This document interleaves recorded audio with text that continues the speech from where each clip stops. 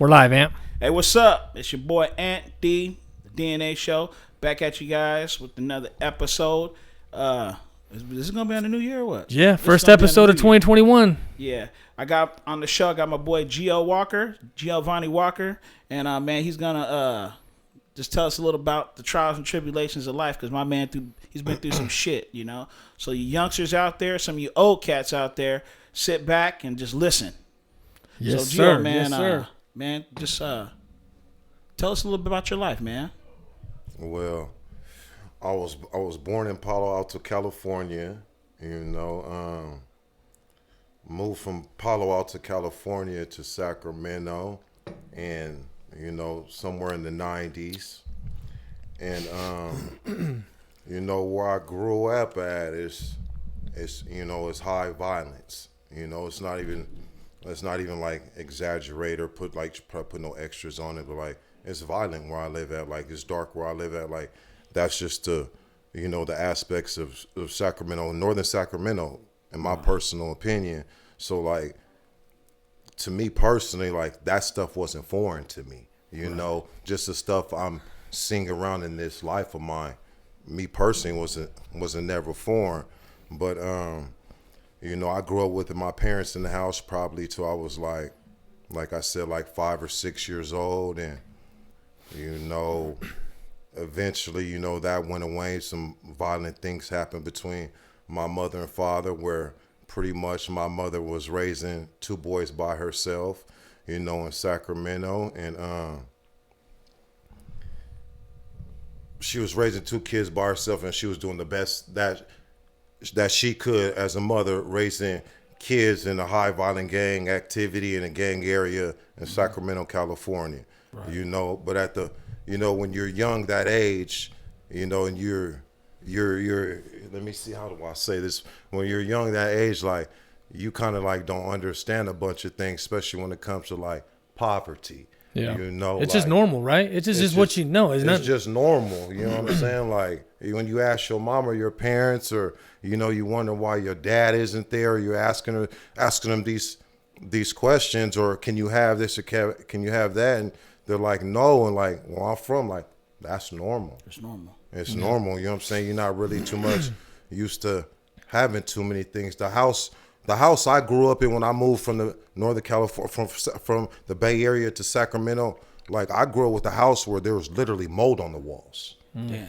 Like literally, like for years, like my mom would spray it down with bleach and soap to try to get the mold off the walls. Like that's how I grew up. You know what I'm saying? I grew up in a house where there was no electricity, where my mom would keep the stove on, because in California there's gas stoves.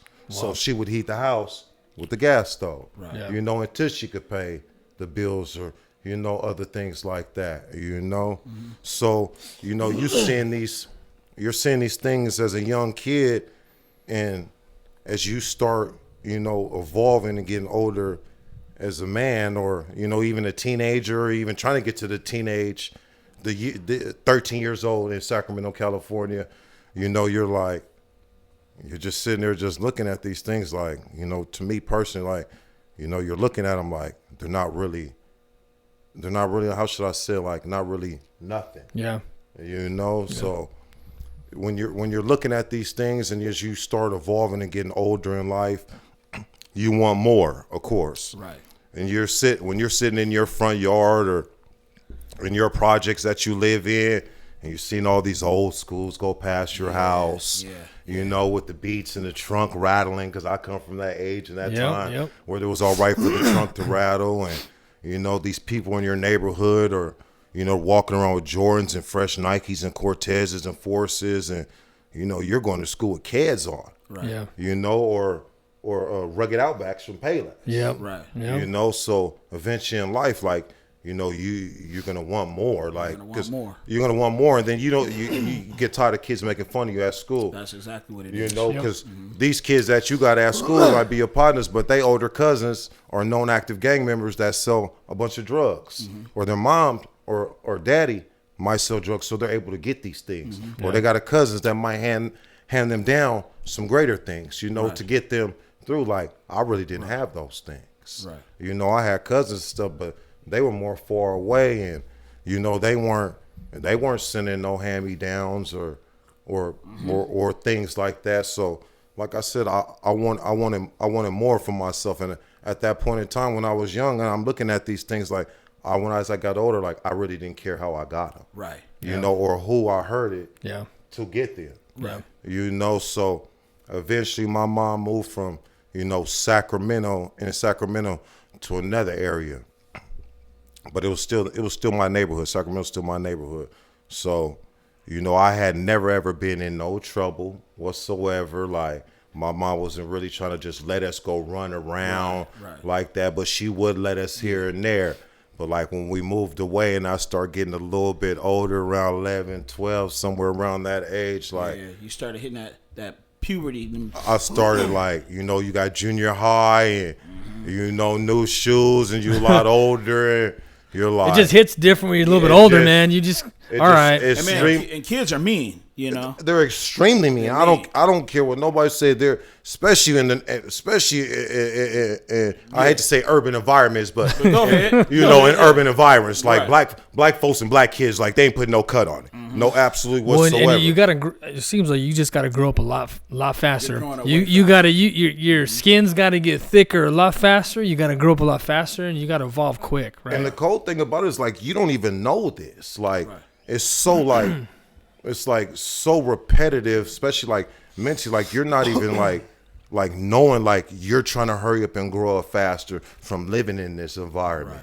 Right. So like when I start getting older and get to junior high and I'm going to school with raggedy stuff and like, man, I'm seeing my partners, like they're like, man, come mess with us. Like, come on, man. Like, come out. I'm like, nah, man, my mom gonna beat the brakes off of me, Right.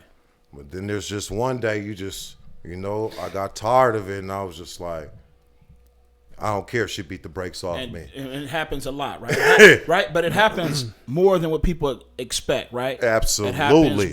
It happens with a lot of kids, a lot of people and coming from those environments, man. It's kind of like nobody really has it. And it's not necessarily you want to be ghetto fabulous, but everybody around you is low or somebody's got something going. And I just wanted to blend better. You just want to blend. I think everything's kind of a status too, right? It's just it's a status, man. So that's the thing. We all especially fight with for females involved because junior high, that's when you're trying to get your first piece of ass if you haven't got it. And you coming up in here with the kids with the Payless on. Your boy got the Jordans and he's it's like good luck. Yeah. So Gio, let me ask you, man. So what was the first time that you stepped out and you did something that you weren't supposed to do, but you saw some reward from that activity? Yeah.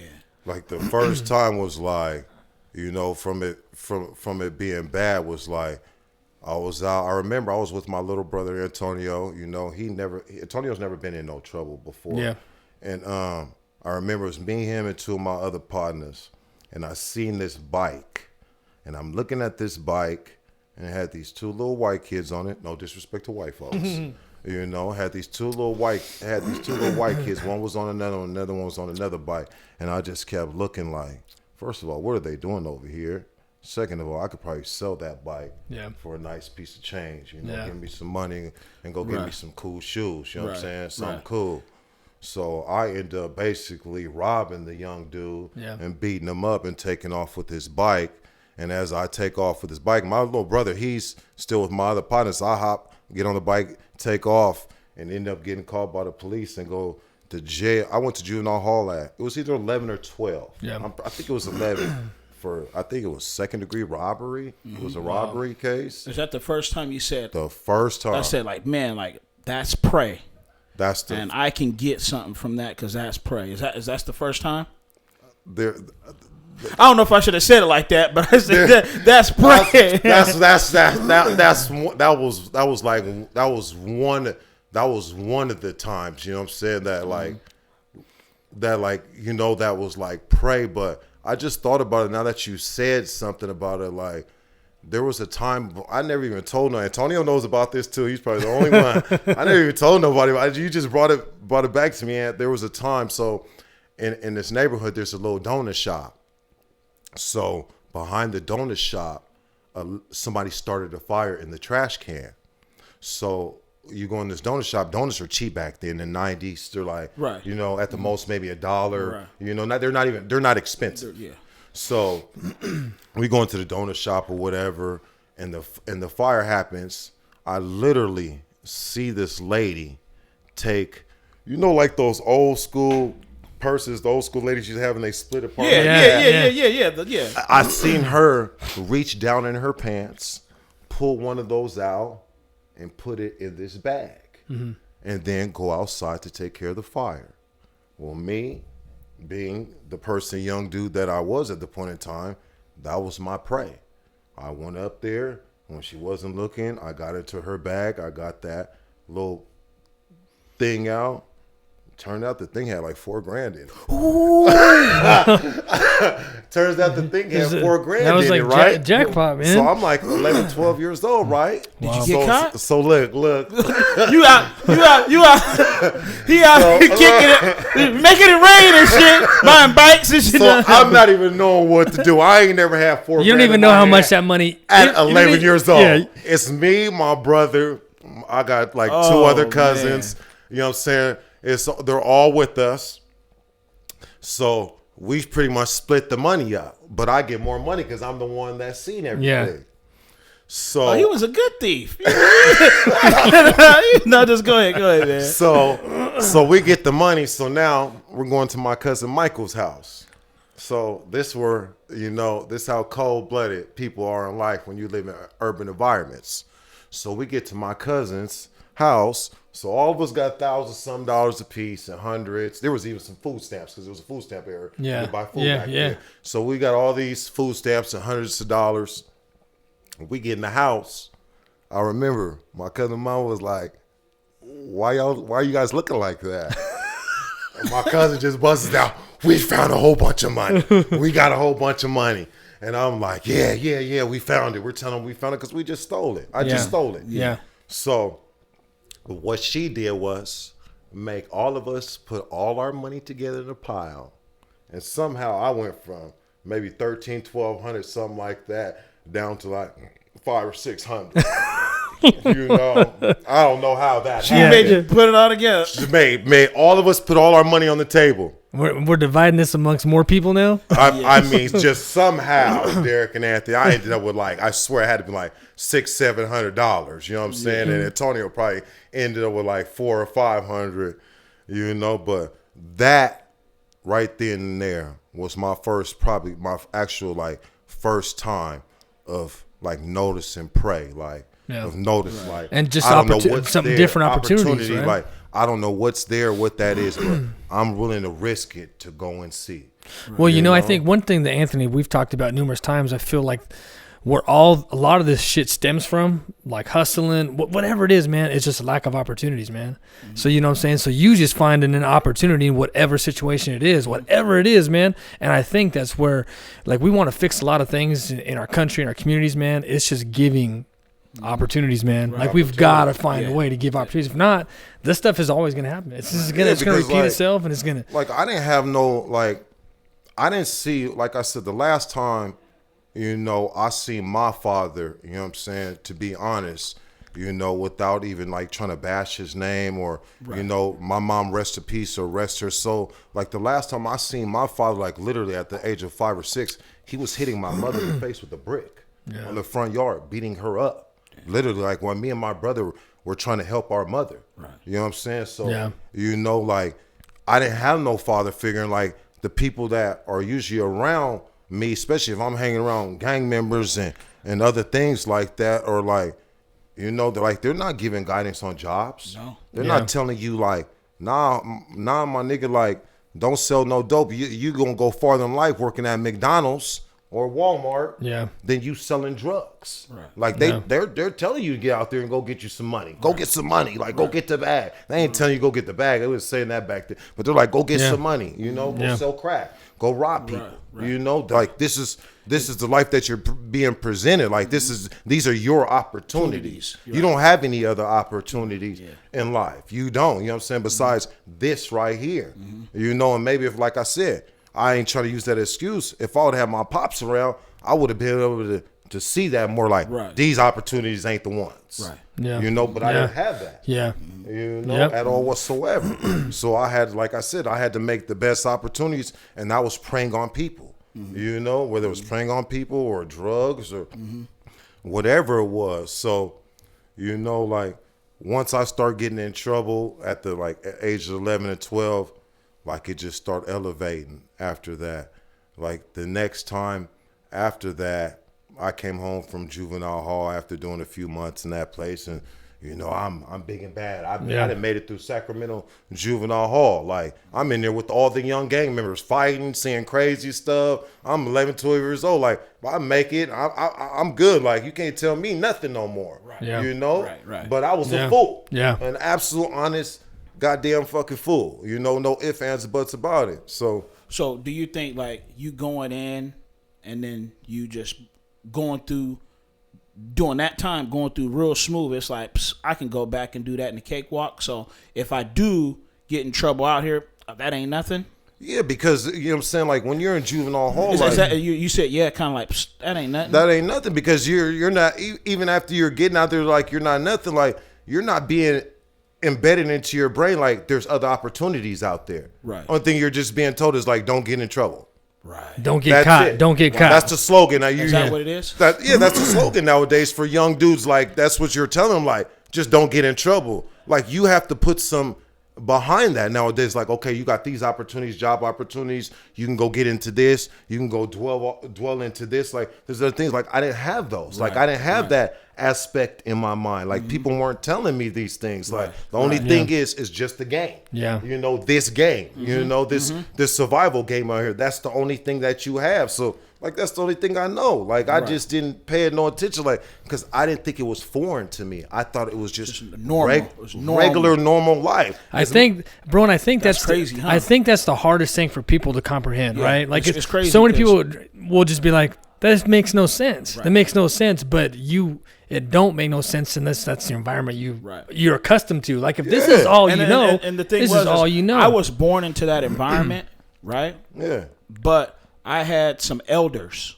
Absolutely. Some elders that say, whoa. No, this ain't it. And I had elders because I was drifting into that. You know, I was drifting into that, and it's like, nah, man. And we talking about some elders that went through some shit, some real stuff to say, nah, man, no. This, all you're going to see from this is the bad motherfuckers is either dead or they in prison. Yeah. And that's what you would get. And the ones that are out, all they had to show was pictures.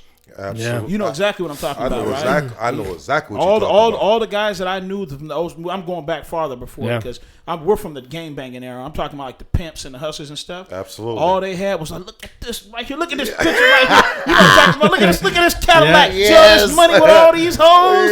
You know what I'm talking about, right? Absolutely. So, but the thing is, it's kind of like, but like I said, I had elders on here, and I gotta say, if you watch the show, I always talked about how I watched Bill Cosby and all that stuff, and Mr. Huxtable was the guy that I kind of looked up to, but it was a different man. It was a man who dated my mom for years, who I am. So all that Bill Cosby shit is, but the guy that I try to do my family life with, but the person I am is his name is Joshua Thomas. My son's named after him. And it's just he's the man. He's the reason why I'm the man I am today. Yeah. Man wise, you know why I carry myself. I'm kind of, he's an old man too. You know what I'm saying? Wisdom and all that. And, I mean, he's a great man. You know what I'm saying? So, but he came from a place to where he was older, to where he guided me to get my shit right at a younger age. You know what I'm saying? So, like you said, you didn't have that father figure at all. But I had an OG. Like, nah, man, nah. Yeah, don't do that shit. Yeah. You know. So, but like, so let's get back to like kind of what you was talking about as what I wanted to. But this is where I want to get at. I want to get at because it's easily to be when you're incarcerated. What is it when you're incarcerated? You become part of the system. What is it called again? And part of the system where you part just of the system. Oh, I don't know. Like, what's there? You know where I know exactly about, what you said. I can't think of the word. Because it's easy to be that, right? It's like it's in you. Yeah, it's easy to be. Cause not. Now I forget. You know what I'm talking about, right? But so you being locked up for you was talking about your second time. You were getting ready to get to your second time. Explain that to where the first time was like nothing, right? The first time was like It was like nothing And whatsoever. How many months did you do? I want to say I only did like a few. My man said only a few. Only a few months. But the thing, the crazy thing about it was like when I did whatever I did, like because my mama got to come get me out of jail. You know what I'm saying?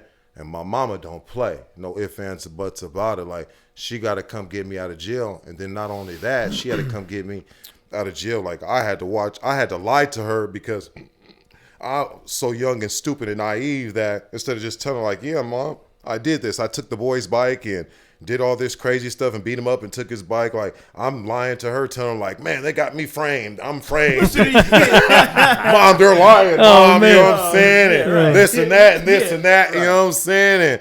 And so she gonna come get me. So like eventually I had to tell her like, yeah, mom, I really did this. So she took me back to that place and took me in front of the court, and it just happened to be a black judge too. And this lady did not play because when she went in on me, and told me like I could just let you out right now because you've never been in any trouble before, but I see your mom is a hardworking woman and you got her in this and that, and she sends me to like I want to say maybe like 6 or 7 months in Juvenile Hall. Damn. So I had no choice but to do it. You know what I'm saying? And I think Juvenile Hall is hard anywhere, but I gotta imagine where you're at. Extreme. It's and then so how they do it out there is it goes by age limit, but it also goes by height and weight. So I'm a tall, young, skinny, frail dude. So instead of me being with the like younger, lower kids, I'm up there with 15, 16, 17-year-olds. And you're 11, 12 years old. I'm 11, 12 years old. You know what I'm saying? That's I'm no taking joke, showers man. with me, and That's that's no grown, Get big ready. old teenagers that's getting some. I ain't even got none. He's You like, know? they send me to prison next week. You know what I'm saying? I'm sitting there like, man, this is crazy. I'm shook, but you can't show it. No, you can't, man. I think that's a system that's broken, though, too, man, because you perpetuate the cycle, man, in that system, right? Because now you're a younger kid with older kids, and you've got to live up to a certain level, You're right? forced to grow. So you're forced to grow up. So already, but now I got to be a man. Now. Well, yeah, and I think it just creates you got to kill yourself out a whole different world. You know what I'm saying? Then not only that, though, like they're putting you in these rooms with dudes that's older. So these dudes, you're 11, 12 years old. These dudes are 15, 16. These dudes have already been shooting and robbing and doing extra crazy stuff that you have not even really so much experience yet. So you're in the room with this dude for a few months or wherever it is, whether he's going to CYA or to the boys ranch or like other places that are around there. Like he's just filling your head up with more stuff to do. Right. You know, like he's basically getting you ready. He's the big homie. He's schooling you on what's next. Yeah. And you got to listen, right? Yeah, I ain't got no choice. I'm only 11 years old, about as big as this mic stand. You know, so I ain't got no choice. I'm gonna fight. You know, if I got to in here with this big dude, but like I ain't got no choice but to sit here and listen to him while he's telling me these things as a young dude in a young age. So I'm just sitting there looking already impressionable. Like, okay, I'm about to get out and start doing that. Yep. Wow. You know, I'm about to start getting out and doing that. Like, I'm about to get out and start breaking in and burglarizing and doing even more crazier stuff now. It's just normal, right? It's just normal's not even foreign, bro. Like I can't even explain to you guys. And that's what people need to hear. Yeah, because there's people out there that don't know. Like you said, it ain't normal. But it ain't normal. No, it's that shit is not normal. Breaking in people's house and robbing people and all that other extra shit. That shit is not normal, and don't let no rap song or anybody tell you that shit is normal. Like I tell any young dude or any man or any woman, this game is nothing but an empty promise, especially if you're in the game of drugs and doing bad things. Now, if you're in the game of something legit and great things going and things like that, that's a different type of promise, a different type of things. But with the bad and the ugly, like that's nothing but an empty promise that you're not even telling yourself, like, bruh, like you need to get out of this, my nigga. Like there gotta be something else for you. Get a little bit of change and get out. Like you trying to stay in, like just thinking like this is the the thing to do. Right. You know? Right. Yeah. And it's not. And that's what people need to hear. And that's and the whole deal is we bring people on the show, but when it comes to like us bring you on the show, you can explain the dark side and the good side. Nobody can explain. You know what I'm saying? Absolutely. Well, and I think we do a good job. We don't do a good job, but I think society does a good job of like what's the word I'm looking for? Like making bad shit, negative shit, we're making it popular, making it look cool, right? Right. So we need to make sure that we are doing the right thing, man, because all of us have done things in our life, but we got to do right now is give that game to these guys coming up where there is opportunities, man. We don't got to walk this path. We don't got to do these things. Even if we feel like this is all I know, fuck, dude, there's so much more out there. You know what I'm saying? I think Ant and I, man, one thing we do with the community and the kids here through coaching is the biggest thing for me, bro, is I know the things I lacked growing up, the opportunities I didn't get. So it was always just about giving. I want to give these kids just an opportunity to see what's out there. Absolutely. You know what I'm saying? That's it, man. There's so much more, man. And I see kids in our small town, like California is a lot bigger and you're exposed to more, but in our small town, we got kids that live in this tiny ass box that feel like this is it. 15, 20,000 people. Nah, man. Like, think big, man. Like, there's so much this world has to offer, man. Right. We can't allow these kids to walk the same path we did. Absolutely. So when did you, bro, like, you end up moving from Cali to Moses? Did you have any more mishaps in that time frame that pushed you to Moses? How'd you get here? So, in order for me to move to Moses Lake, how I moved to Moses Lake, right? So, I'm in Juvenile Hall doing a 2-year bid for burglaries. Wow. Basically, they said me and my partners, you know, it's like 5 or 6. You know, you got your crew when you young dude. You know, they said we were running an organized burglary ring. You know, it made the newspaper, made the news. Well, you guys probably was there. It was serious Right. like that, bro. You know, It's kind of funny you say So like you guys were. no. Hey, listen, Made it's the kind of fun. newspaper. It's kind of funny since you say much as me and my boys, me and my friends, because the truth is, bro. Like I think a lot of us have been just with our boys, with our friends. Well, we're naive and immature, but we just do stupid shit. But in the grand scheme of things, like it's some serious shit. You know what I'm saying? But you're like, I'm really not that bad of a dude. I'm just doing some bad shit. This is like, normal. Yeah. To me, it's normal. And just like you said, organized crime made newspaper. So you got away all these times because it sounded like you guys made thousands, maybe hundreds of thousands of dollars in robbing, and you finally got caught. And so it all. I wasn't wearing no Keds no more. Let's just say that. Let's just say that. You know what I'm saying? I wasn't wearing Keds no more. So you got caught and you was on a 2-year bid. So I got caught.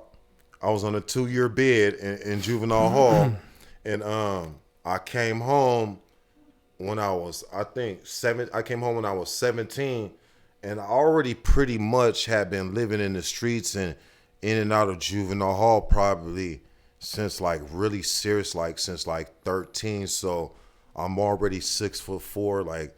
You know, like my mom really couldn't tell me nothing. She could still beat me up as much as she wanted, but like I already at that age already had been beat up by grown men, been jumped multiple times. Like mom's like, what's this gonna do to me? So like she wasn't like really like she kind of just let go. You know what I'm saying? Like I wanted to ask you before you go forward, how did your mom handle that situation? Because we're all parents now, but I'm curious, like how was your mom just disappointed? Like my mom was disappointed. You know what I'm saying? Like I'm gonna be honest with y'all too. Like when I used to get in trouble and do shit I wasn't supposed to do, my mom would call my probation officer and like tell her, you know, like she was hoping, like she wasn't like defending, like they would come get me, like they would come to the house and come get me, like when I knew I messed up or wasn't supposed to be outside while I was on that ankle monitor or doing something while I was on probation, like she would tell on me. Right. But there was one time in life that she didn't tell me. Like I said, I had did my 2 years.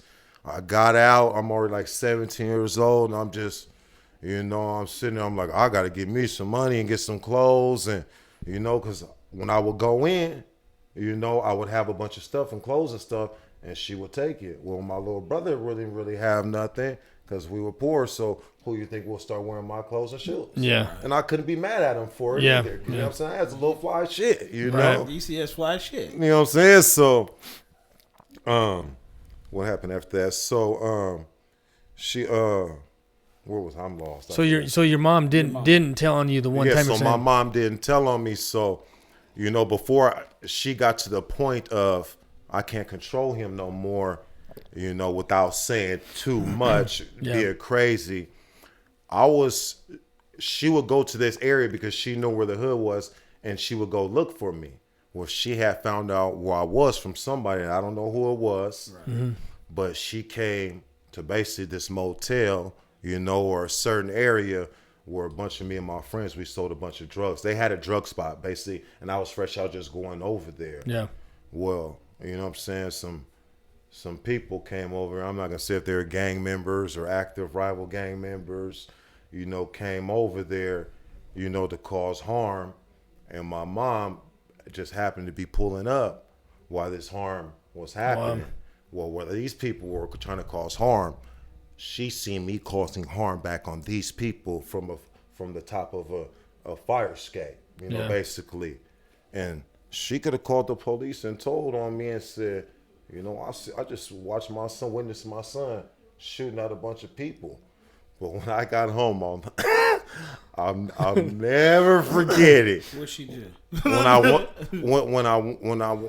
got in the house, like she was quiet, she was in the kitchen doing something, and I don't know why my brother wasn't there, but he wasn't there for some reason, and she's looking at me, and like we lived in a 2-bedroom house with like a double living room, and the other double living room was my bedroom. You know what I'm saying? Because my brother had the bedroom, my mom had a bedroom. So where the other bedroom, the kitchen wasn't that far away, so you could see my bed. And she was looking at me, and I'm looking at her, and I'm like, "What, Mom?" Like she said, "So that's what you're doing over there?" And I'm like, "What are you talking about?" You know what I'm saying? She was like, "Some.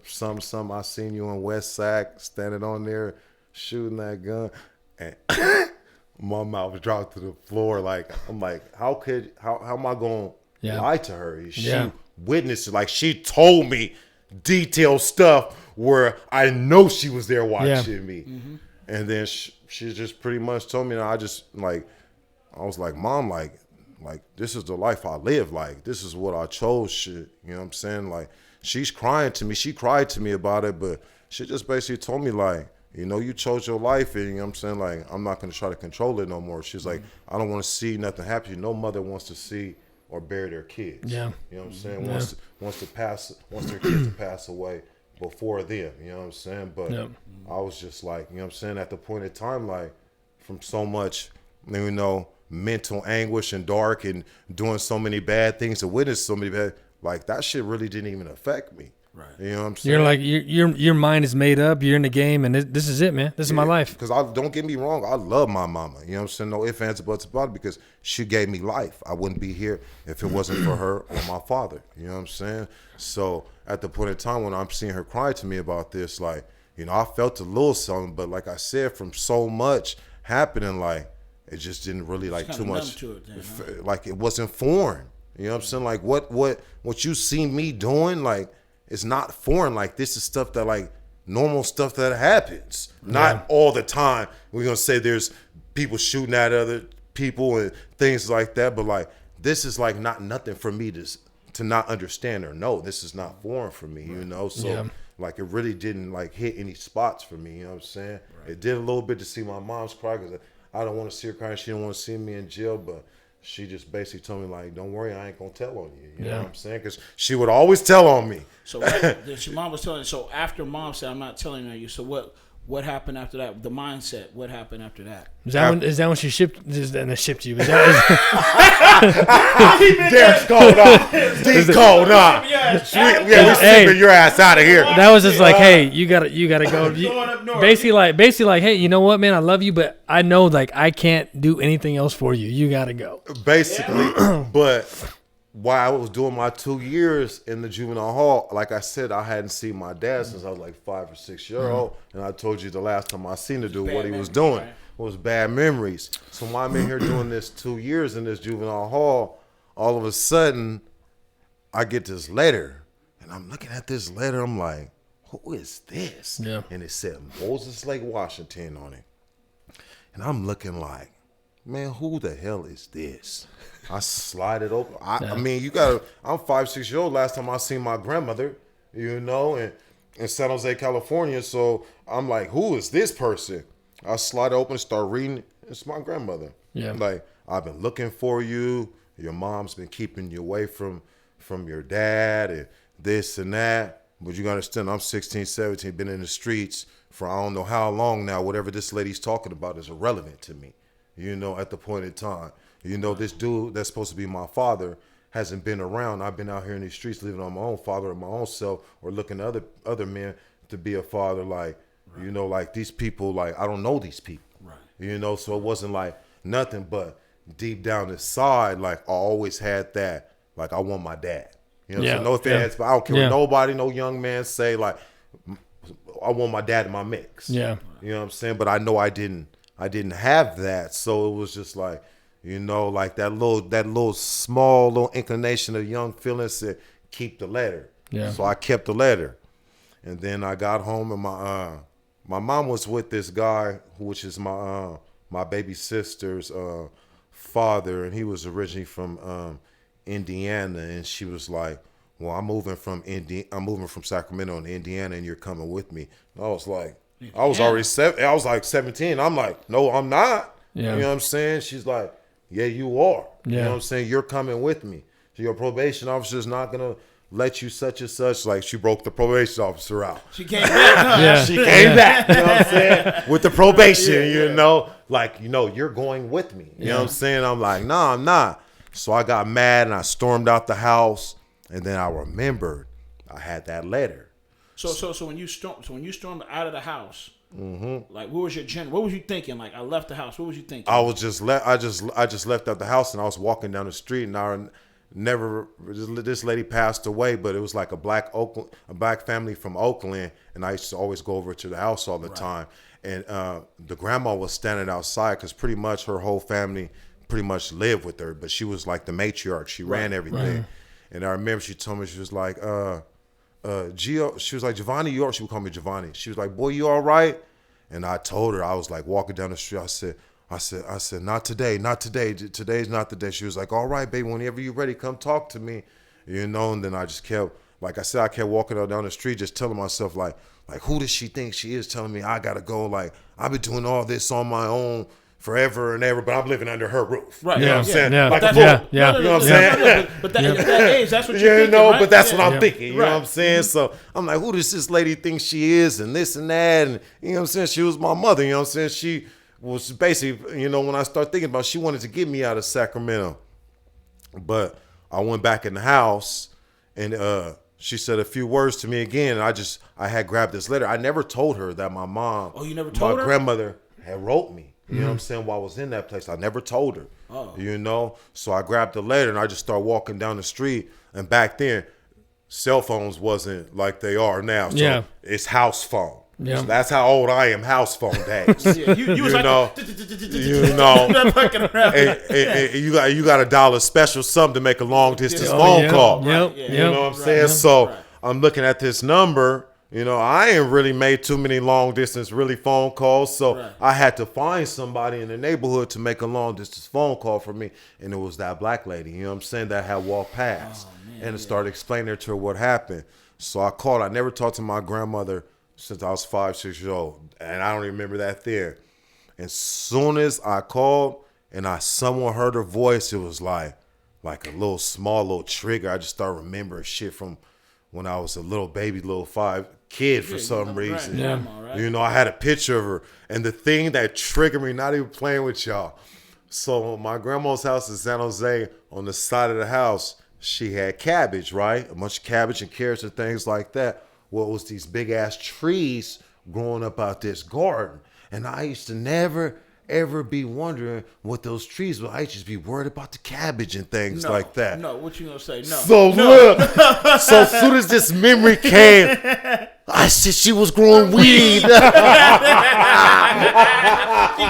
She was growing weed. You know what I'm saying? So when she answered the phone, I said, grandmother, and she's like, she ain't heard my voice since I was a baby, so she didn't know who it was. She was like, who is this? I said, it's Giovanni. She started crying immediately on the phone. Right. Immediately start crying.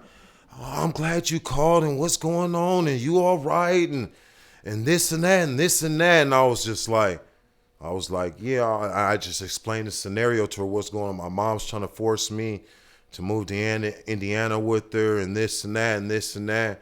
And she told me, she was like, you know what? I'm going to have a bus ticket at the Greyhound waiting for you. You know what I'm saying? They should let you on. Because I already had been on the Greyhound at a young. How old were you? I was 16 turning, or I was 17. 16 turning 17. It was one of them, or 17 turning 18.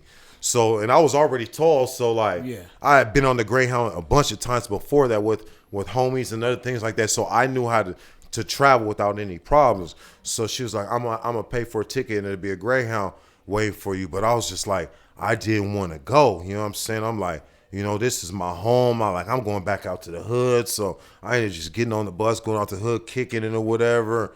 And they was like, I was just told them about it. It was like, man, you ain't got to go home with my homies. Like, you can come stay with me this, come stay with me that. And I was just start thinking like, yeah, that's what I'm going to do. That's what I'm going to do. So I ended up rushing off because I used to, when you're on probation, juvenile probation, you used to have to go to school no matter what else. You're going to go back to juvenile hall. Mm-hmm. Okay. So I went back to school, was still going to school, going back home. And then just one day she was serious. I just started seeing stuff getting packed up. And I was like, she's really serious. Like, she's really leaving. Yeah. Like, right. And then I called my homeboy, and he's like, you know, what's up? He was on my older homeboy, Dangling. And he was like, what's going on? I was like, I need a ride to the bus station. He's like, why? I was like, nigga, I'm going to Washington, D.C. I swear to y'all my life, y'all. That's what I told her. I'm going to Washington, D.C. because I thought Washington was Washington, D.C. You know what I'm saying? Hey, like, and then you get here and you're like, what the? He like, blood, why are you moving all the way to Washington, D.C.? You know what I'm saying? No, that's funny. Yeah. So I explained to him, like, oh, okay. He's like, that ain't that far. Yeah, right? So I get the whistle call. I get to the thing. I call my grandma from a payphone, and I'm like, well, I'm about to get on the bus to Washington D.C. She's like, you ain't going to Washington D.C. You going to Washington? I'm like, that's Washington D.C. What are you talking about? She's like, Giovanni, no, you're going to Washington, baby. I'm like, huh? Then how she summed it up for me, Supersonics. That's what she said. Yeah. Supersonics. You're going to Seattle Supersonics. She's like, you're going where the Seattle Supersonics are. But I thought I was going where the Supersonics was. I was going to Moses Lake, Washington. You know what I'm saying? You know, so she was like, so I ended up, like I said, I hopped on the bus.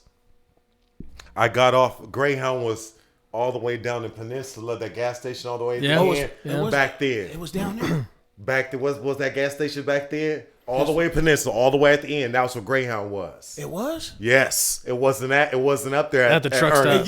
Hey, bro, it used to be where Domino's is, down by Les Schwab. It used to be down there. No, it wasn't there. It was all the way down the peninsula. Yeah, right by I-90, right? Right by I-90. It was right there. Because my Aunt Tina, rest in peace, she worked at that gas station right there. She was expecting her little, he's coming in. Yeah. So, like I said, I end up getting there.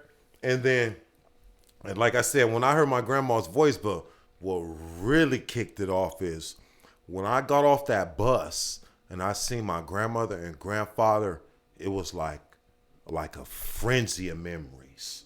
Like stuff I never could remember from a kid, like certain ashtrays sitting on her table, just certain things, the kind of car she had, just so many things. It was just, it was crazy. Right. And I was like, I knew exactly who she was without even seeing her. Wow. Like, because I'd never seen no pictures or no nothing. You know what I'm saying? Mm-hmm. But as soon as I seen her, I knew it was her, even though it was the only black people really standing out there amongst, you know what I'm saying, Mexicans and white folks. Hey, but I knew that was my grandma. Hey, there's not many black people in Moses Lake, man. But I knew it was my grandmother. Yeah. Right. You know? Isn't that weird, man? Like our mind, like we're connected, right? But we lose things over time. But when we see them again, like it's just like a flashback. This shit comes back. Because I mean, like the thing is that I never met your mom or anything like that. But being close with Antonio, I seen pictures. Mm-hmm. You look more like your mom than I look exactly like my mom. Yeah, you look like her a lot. I ain't even gonna front. Like I can't even hide it. You know what I'm saying? Because you Puerto Rican and she Puerto.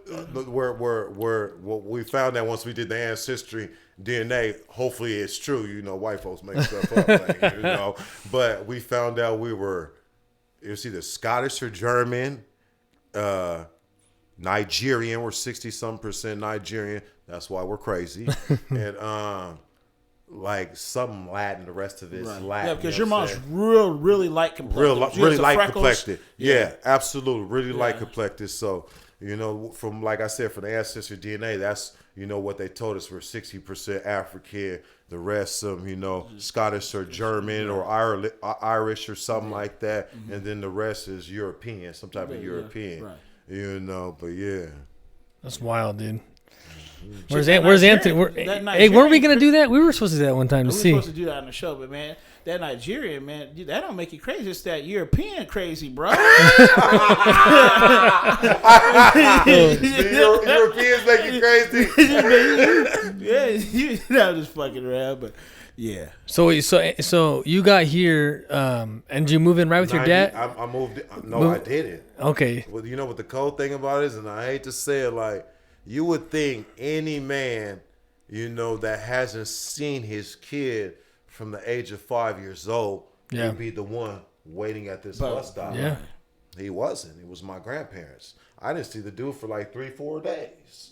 To be honest with you. Wow, that's wild, and man. like, and it'd be like I said, my dad, like I love my dad still to this day. Like, still like he calls me, I talk to him even he's on drugs and a bunch of stuff he stole from me. He's my only living person that gave me life. So if I spent the rest of my life mad at this dude, like how does that look on me? You know what I'm saying? Like it took a long time for me to get to that spot, because I have my mama, you know what I'm saying? And like, even after I moved out here was with the dude, I still kind of resented the man. But after my mom passed away, like, I don't know, something clicked in there, like, like the dude's on drugs, he got problems, you know what I'm saying? Like, like. Well, sometimes it takes more energy, man, to hold on to like a grudge or, you know what I'm saying? Like sometimes it's easier just to let that shit go, man. And let things be and just take it for what it is, man. Absolutely, goddamn. So let's get you some more wine. Dude, we drinking Carlos Rossi tonight. We on the Rossi, Yeah, big bottle too. Taking us back to man, my boy, man. I'm in your motherfucking movie tonight, man. This is a movie. You telling me about it? Well, that's good, dude. You fill me up. All right, so so we in Moses Lake, man. Just put up. So the whole deal is that. Man, what's that like coming to Moses? Hey, we got. Oh, I'm gonna tell you. I'm gonna get to that part too. No. So the thing is like right now, Gio, is that so from the time that because it's all about education on this show, and so the thing is, it's kind of like so from that point, from when you were younger till you got to Moses Lake, what would you tell a younger group of kids that was doing what you was doing? What advice would you give yourself? What advice would you give them? Like if you go back in time. What advice would you give yourself? Right? If you go back in time. If I could go back in time, so you guys got to also remember, if I spent most of my life locked up inside of a juvenile hall, all the way from 12 to 17, I didn't really have great proper schooling, or like Derek or Ant said, opportunities, mental type of opportunities. So, like when I got to Moses Lake, it's like it's foreign now. Really foreign. It's really foreign. Right. Everything is extremely foreign. Like so foreign where opportunity is foreign. Wow. Like a legal great opportunity to me is foreign because like I don't have no concept or no grasp of a legal great opportunity. If I would have had the concept and I would have been able to grasp a legal great opportunity, like I said, I would have been at a Takata for many years like you and been retired, owning a home and stuff like that, or had a great career, like you did and doing other things. Like my mind frame was crime. Yeah. Doing bad things. Yeah. When all I had to do is really, stop and take the time to learn about an opportunity because my grandparents and my dad were telling me about these opportunities. Because my dad, at the point in time when I moved up here, he worked for North Central Construction. He was doing pretty good for himself. He was a working man. Yeah. An absolute working man. And my grandmother and my grandfather were already retired, owned a big home down in Cascade Valley. So like you know, they were trying to present these things to me and tell me here and there about these things, but it was so foreign to me. Yeah, you're just like, I was like, I seen this shit on TV. I was like, I'm an infant. Now your whole brain's got to do the switch and start learning on like what's going on in this world. Is that? Yeah, it's so foreign. Like I'm not being able to grasp the opportunity, and that's why I be trying to tell these youngsters nowadays, like, just go out and grasp an opportunity. You know, some type of opportunity. Like you guys got internet and so many things. There's no excuses now, right? Like there's no excuses. No excuses whatsoever. And this is just the way I think. I think guys that come from, but I always say dark places. Yeah. Whatnot. I think guys and women that come from dark places, when they grasp the other world, they'll conquer it. Absolutely. You know what I'm saying? They'll conquer because, and 50 talks about it. 50 talks about it. He was like, this world over here, he was like, he says, this world, man, this is a cakewalk right here. Jay-Z. He's like, this world over here is a cakewalk. Mm-hmm. You know, because when I was over in this world, I had to be my money provider. I had to be my security. I had to do all these different things to just function. This is easy over here. I could just pay somebody to do that. Or all I have to do is I have to just study, learn it, pass it, make more money. You know what I'm saying? So it's just these different things that I think that, and I had a discussion with the guy, and this was probably about 5 years ago, okay? And we were talking about, this guy was talking about drug dealers, right? And me and Derek, we have to talk about like, war on drugs and shit like that. And I says, listen here, bro. I says, you can say all you want to say about drug dealers, but I know some hustlers out there. And I said, just cause you scan in, don't make you a fucking good worker. Don't make you hard working. No. I said, I know some motherfuckers that grind all night just to get by. This job for them, it'd be a cakewalk because they got in some trouble when they were 18 years old. They couldn't get this job. Yeah. But if they came here on this job site, they would embarrass you working because it's in their DNA. Yeah. Yep. You know what I'm saying? Yeah. So the whole deal is that you coming from a place of, I can say darkness. That's why I say darkness. When you get to the other side, it's going to be a lot easier unless somebody's out there holding you back on purpose. You know what I'm saying? Yeah. And I mean, don't get me wrong. Society I think they do a lot of men wrong, and I ain't trying to bash women when it comes to the whole like child support and shit like that, and taking their license and doing stuff like that. That's just a whole different. I ain't experienced it, but I seen some motherfuckers that went through it. It's like, what? I've experienced it. Oh, okay. I've experienced it. Okay, but I'm just saying, I was like, well, why'd you do that to me? He's trying, you know. But okay, let's get back. So but that's just my little. I go on a little rant every now and then. Man, I'm doing good today. Mm-hmm. Yeah, absolutely. But I like this story, man. So you're here, and you're basically your father is working, man. Your grandparents are retired. They're trying to teach you about this world. You're kind of green to it. You're like, man, all I know is just this hustle. It's just the hustle. It's just that's it. So like I said, once I get out like the bus or whatever. Like I said, I get into my grandpa, he had like a 60-something Ford truck or whatever. I threw my little stuff in the back of the camper, bed part, got in, scooted in the middle of my grandma. We're driving down the freeway. What's our freeway over here? Which one 17? Is it? We're driving down 17, right? I'm like, this ain't Seattle. I'm like, where are we? I'm like, Supersonics? Yes. Look. I'm like, no, look, this is what I said. I looked at my grandma. I said, where's the mall at? She said, Walmart? We got Walmart, Lamont's. Was it Lamont's back then? Yep. It was Lamont. It was Lamont's. Was it Lamont's? Yeah. That's where you go get the decent gear back in the day. My man said decent. Yes. Yeah. She said, you got Walmart, Kmart, because we had Kmart back then, Lamont's, and what was the other little place downtown where you would get the super nice clothes? That little joint, that little one that had all the Nautica. You had to go get fitted for like berries. Yes. Or berries. She said, or berries. And I'm looking like, what is that? Yeah. Like, I didn't go in, like in Northern California, like Kmart was bigger. You know what I'm saying? Yeah. But I wasn't going in no Kmart. Yeah. You know what I'm saying? Yeah. I wasn't shopping in no Kmart unless when I was a little kid with my mama, you know. See, they used to clown you for at Kmart. Exactly. Yeah, you know what I'm saying? That's wild. You know? So hey, how did school, the community, like that, how did they accept you? Did you feel accepted, So- or were you the outcast right away? So when I went to school, right? Did you come right into school when you got here? When I came here, I didn't go right into school because I ended up coming here and being a fool and getting in trouble with my cousin Quester. You remember him? Quester's your cousin? Quester's my first cousin. I didn't know Quester. Yes, Quester's my first Okay. cousin. Do you remember Quester? Yeah. Yeah. Oh, Godfather's Pizza Quester. Yeah. Yes. I should have knew that. Quester. Okay. Yeah. Quester was cool, man. That's an old name, huh? Yeah. Quester sound like a senior citizen, huh? Yes. You know, Quester's coming down here. So my I didn't even know he got in trouble, man. Yeah, yep. So my cousin, I ended up getting in trouble with my cousin Quester and going to jail for burglary. Oh, my God. I just you happened brought to it up here, huh? Yeah, I didn't bring it up here. I was with him and he was already doing it. And I was just happened like, okay, I'm gonna go along. I'm already in here. Yeah. You know, basically that's what it boiled down to.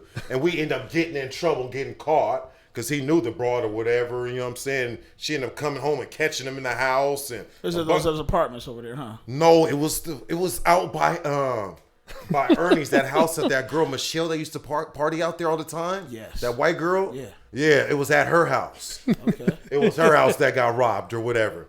So he knew her for some reason. They probably boned or who knows. You know what I'm saying? Whatever. But she caught him in the house because he tried to slip through the little window or whatever. And she caught him in there. So I'm outside in the car, you know. But anyways, I ended up going to jail. So I was in jail over in Euphrates Juvenile Hall for a few months. My dad had to come in there and beg and plead this judge. I don't know why this judge was feeling, generous that day. Spurline, is that his name? Yep, Judge Spurline. Yeah. There's Spurline, It's Spurline. Antos, It's Spurline. and what's the other one? There was no. Jurgen. No, it's Jurgensen. Yeah. It's racist Jurgensen. He is a full-blown racist. Let's not put it out there. So it's Jurgensen. I don't know why Jurgensen on this day is liking black people. But my dad talked this man into letting me out of jail. They let me out of jail. They let me out of Juvenile Hall. You got to be in mind, in California, I never, ever, day of my life, ever been inside of a high school unless it's to watch a game or go up there and fight or go do some crazy stuff. Wow. Never, ever been inside of a classroom physically to be in an actual high school. It's always continuation school. That's wild. Or at home. I was at home getting schooled at home because didn't have no choice. So I go into this high school, be in mind, nobody's knowing this. I look like a regular person, just black to everybody else. But I'm a foreign exchange student from being so long in juvenile hall, being in trouble, that like I'm foreign. You know what I'm saying? This is foreign to me. But even before, they even accepted me into the to the high school. What's that teacher's name? That advisor counselor, he was Mexican, he wore glasses. There was Paralysis. If it wasn't Paralysis, I would have never gotten that. Shout out to Mr. Paralysis. Yeah. We work out at the same gym together, man. I would have never even got into that high school. Let me tell you something, bro. Wow. Mr. Paralysis. Mr. Lancaster was a Mr. good dude Paralysis too. is probably one of the reasons why I'm the same person today, bro. Mr. Lancaster, he got the Mexican wife, don't he? I don't know if he's Mexican wife. He was a bald guy. He had hair just on the sides. Oh, Lancaster was cool. Yeah, he was Lancaster was cool. I'm thinking of coolest. what's the Spanish teacher, the little short. McLaughlin. Yeah, I'm thinking of McLaughlin. That's what I was thinking of McLaughlin. Yeah. But Mr. Paralysis is legit, man. He had a program that was put together that we transferred from junior high to high school to where you just basically, if you had issues, he put a thing together. We got to bring him on the show. It was a thing because he benefited from it. I benefit from it. I think a lot of people that in Moses Lake that didn't come from the best homes came from it, and it was called group. So you be in class, and then I think it was one day out of the month or a few days out of the month, you sit down in a group and you talk about your problems. When I got to the high school, I would have dropped out if it wasn't for him, dude. Yeah, he was legit, right? If it wasn't for Mr. Paralysis, I would have never got into the high school because pretty much I didn't never even know this because I had never been in high school. Is like this transcript stuff is pretty much it's like a record. You know what I'm saying? Like your record as as I'm getting in trouble. So he had this transcript of me from all these continuation schools or being locked up in juvenile hall from spending so much time in there because they would tell you in the paper this is a school, but it's a juvenile school. Yeah. Right. So he, you know, was a lot of red flags there. Yeah. But Mr. Prowlis, the cool thing about Mr. Prowlis, like I said, I respect it so much because it's so foreign to me. Like, he sat down and, like, literally asked me, like, Giovanni, like, what's going on? Why were you in this spot? Or, like, why were you going to so many continuation that's schools? who he is, man. Or That's whatever. who he is. And I told him, like, you know, like, I come from California. Like, you know, I did a lot of, like, bad things and this and that. And he's just like, I'm going to give you a shot here. Yeah. He went and talked to somebody, left out the office, went and talked to somebody, and he got me into that high school with my pops. You know, I couldn't believe it. You know, whatsoever. I couldn't believe it. I'm like, man, I'm going to high school. Yeah. You know, like what the hell? I'm trying to control it. You know what I'm saying? But I'm going to high school and like you got to understand. Were you excited? Were you excited about the opportunity at first? Hell yeah, I was excited, but I was scared to death. STD, scared to death. You know what I'm saying? Yeah. Scared to absolute death. You know what I'm saying? So, like I said, I had never ever been in high school, and I had spent so much time, you know, in Juvenile Hall, where like I said, it was foreign to me.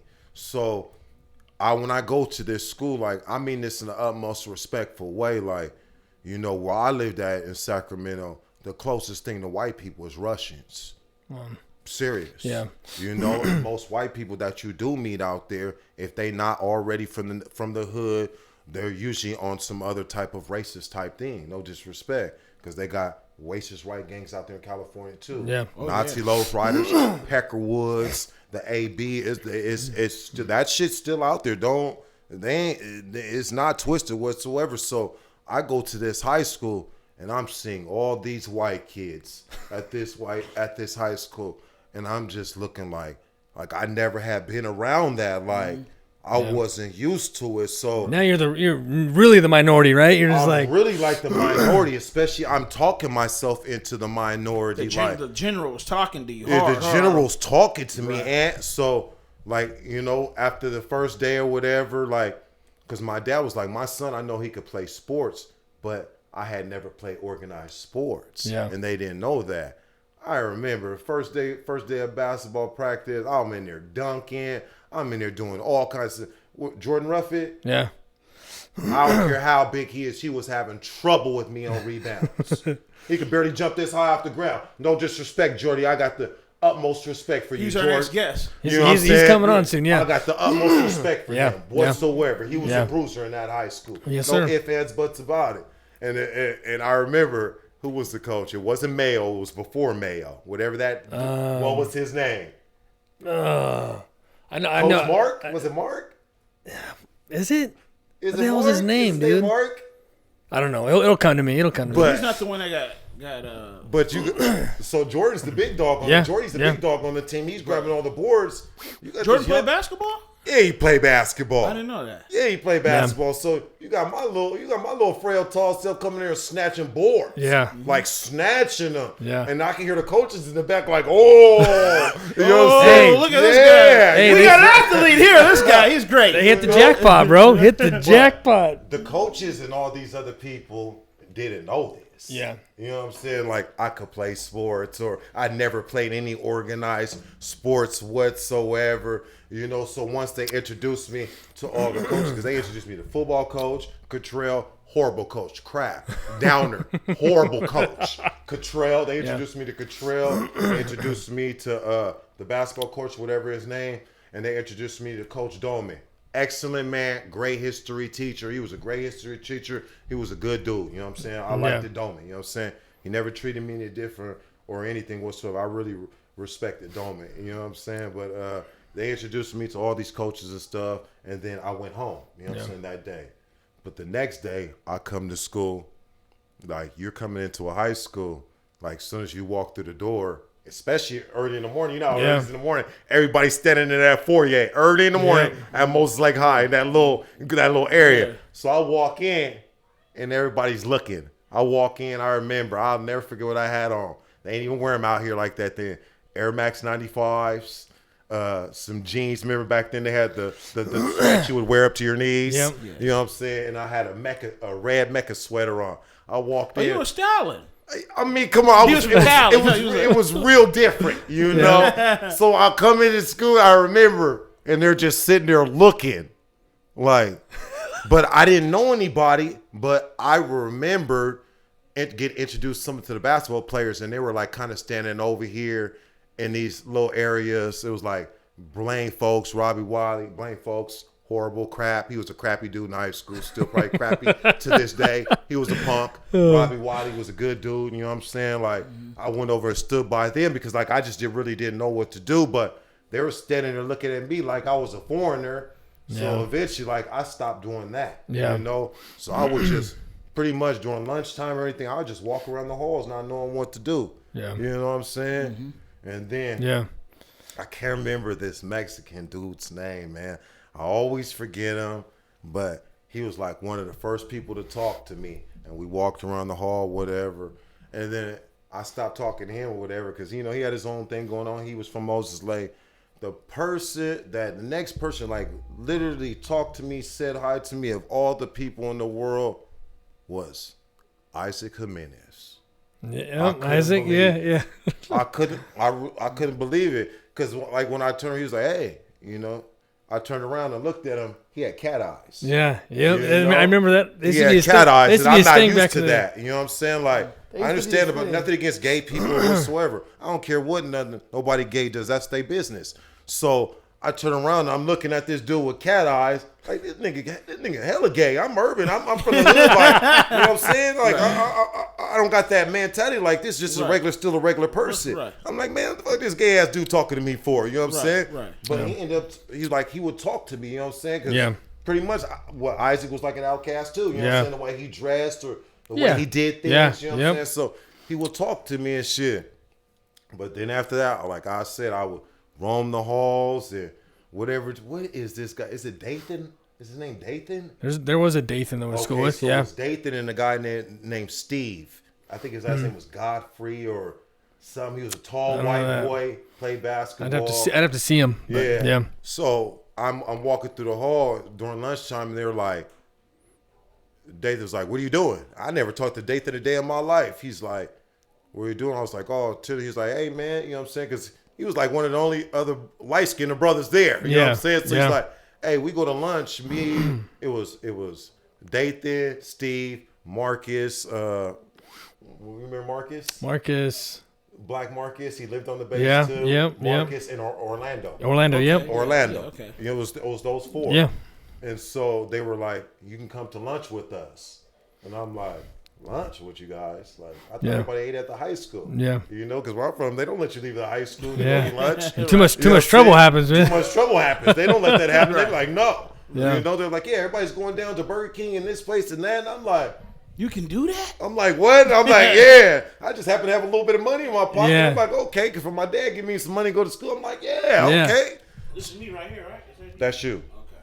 So he they take me down the street to Burger King and truck stop and stuff, and I go eat lunch, and you know what I'm saying, there's a bunch of people asking me questions and you know this and that, and you know it's just like at the time, like I was happy they invited me, but it was still like foreign to me. Like I wasn't sure. Yeah, just trying to fill everybody out and I'm trying to fill everybody out. It's got to be weird, bro, because Moses Lake is, you know, I'm born and raised here, but it's very cliquish and very like a lot of people. Violence, nothing, like none of these things. Like I'm seeing black dudes, white dudes, Mexicans. Like it's a little different in California between Mexicans and blacks. Like they get along. It's not like Southern California where blacks and Mexicans always fight with each other and because of gang. It's not so much like that in Northern California. So I'm seeing this interaction going on, and I'm like, hey man, this is kind of crazy, you know. In my mind, I'm telling myself, and they're inviting me places and stuff. Like, you gotta remember, like, I ain't never been to a sand dune a day in my goddamn black ass life. You know what I'm saying? These guys just invite me to sand dunes and shit. And so when do you get to a part to where you felt comfortable? Like, was there ever a part that you was like, I feel kind of comfortable? So the part that I got did you ever feel comfortable? No, I did start to feel comfortable was when Steve invited me to his house. Steve lived in a house. Okay, you know how when we go down in Cascade Valley over from the gas station way, not from over by the fairgrounds way, but the gas station way, you come down to that bottom of that hill, and then you can go left or right. Yeah. Well, you go left, and you go all the way in those back of that neighborhood back there, and they got some super nice houses. Yeah. Steve lived there. Right. So when I pulled up to this house with Steve, I'm looking at this house like, I ain't never been in no house. No white people invite me in no house like this, not in California, you know what I'm saying? Yeah. I go in the house, you got to take your shoes off. The whole house is white. Yeah. You know what I'm saying? There's white people in white house, you know? So I'm tripping out, you know what I'm saying? Like, I'm sitting there looking, they're calling the dog the sister and a bunch of stuff, and I'm like, I felt like I had, you know, I felt more comfortable, like, you know, like I had been looking at like white people and other things like this is the devil, and like this is the enemy, and like these people ain't for me, you know what I'm saying? Like, so talk about that, because a lot of people, I think that's something that you need to talk about, because coming where you're from, you came. Steve was the first white family. Was the first white they introduced person me mom and dad and everything. Embraced you. Yeah. So he was the one individual that changed the way. Just one person. Just one person. Changed like the way. Changed. And then like, cause I was so for me, like, you know, being around Steve and Marcus and all these guys, like, to me personally, the only one that was like super duper hood, and he ain't even really that hood, was Orlando. You know what I'm saying? Cause he was from Alabama, he was from somewhere down south. You know what I'm saying? So, you know, he had understood a bunch of things when we would be talking to each other. But like I said, like once I had one over there with Steve, and I was just sitting there, like I said, like I couldn't believe like these people were having me in their house, like, and I was making it seem like it was such a bad thing, cause like that's what you knew, kind of. That's what I knew, you know what I'm saying? But I knew what really changed me is because, and I hate to say it this way, is like when I was at Steve's house, even though Steve was a good dude, like I didn't think about one time about robbing Steve.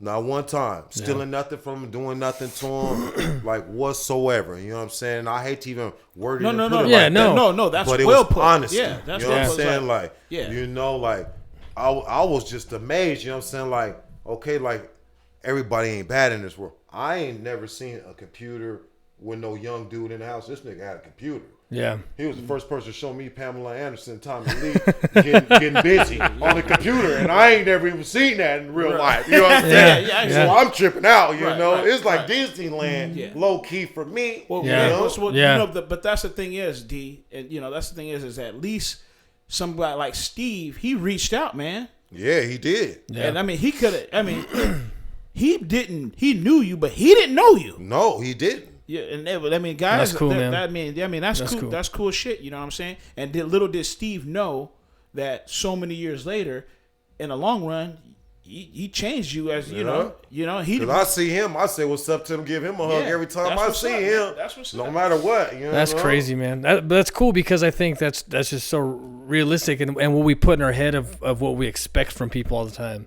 You know what I'm saying? We don't expect that from people. Growing up at how you grew up and where you're from, that's the last thing you expect. Yeah. And then to get that, it's kind of just like justification of that there's good people out there, man. They're not all fucked up. You know what I'm saying? And that's what like really changed me.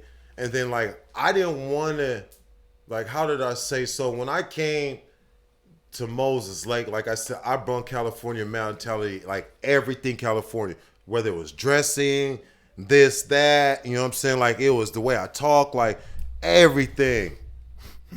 And then what really, I hate to say it, but what really changed for me at that high school is when I started dressing different. You know, unfortunately, you started wearing cowboy boots and shit, man. No, you know I ain't wearing no cowboy boots. You know I was gonna say, I ain't wearing no cowboy. Okay, so hold on. I got it. So the closest thing to boots was, you know what it was? Cause you saw how you said cowboy boots, how I adapted with the boots. Some Doc Martens or something. Exactly. Because there wasn't no Doc Martens where I'm from. You know what I'm saying? Yeah. Niggas ain't wearing Doc Martens. Yeah. They wearing Timbs or some type of Nike ACG boot. Like, we don't want no fucking Doc Marten. Who the fucking Doc Marten? You know what did you feel like when you got Doc Martens? Were you like, it's official? At first, I was like, because we got it from Barry's. Yeah. Grandma said we got Barry's. Is that the name? It was berries, Yeah, right? yeah. We got them for berries. Hey, Barry's was a spot. That was, It was low, hey, nowhere else. You low, couldn't get them nowhere else. Yeah. low key, dude. My man adapted. He Bummed. got Hey, berries. You know I know. what I'm saying? I was bummed when they closed down because that's where you get a decent Or fit. Tri-State. Yeah, Tri-State. You Or know. Tri-State Outfitters. You know what I'm saying? So, I went to Berries and got me some Docs. You know what I'm saying? Got me some Gap clothing. Yeah. Abercrombie and them wasn't the thing. Then, Yeah. You know what I'm Yeah. saying? Went and got me some little bit of Gap clothing. I switched it up a little bit, but I knew it. When I got to that high school and them white girls was on me like that, I said I done made it. You know what I'm saying? You had a I hard done time? figured it out. Yeah. Because when I first got there, you got to remember, so if I'm from California, I ain't got no problem shooting my shot at a woman. Yeah. And then, no disrespect when I say this, white folks, where I'm from, white girls don't have no booty. White girls got booty in Moses Lake. You know what I'm saying? I ain't never seen so many white girls with booty in Moses Lake a day in my life. So I came to Moses Lake. I was out of control. So I'm shooting my shot everywhere. I'm at this girl, I'm shooting my shot, and they're like, preppy, the prep thing. Yeah. Yeah. So you switched it up. You adapted to your So environment. I didn't switch it up because of the broads, you know what I'm saying? I just switched it up because I was like, well, let me try this. I can add my own flavor and little taste and little things like that. I put that Gap sweater on with them cargos, showed up with them Docs to that Oh. school. They was at me like Jaws, you know what I'm saying? I couldn't believe it. Dude, that's hilarious, you know? man. That's But- hilarious. That's hilarious.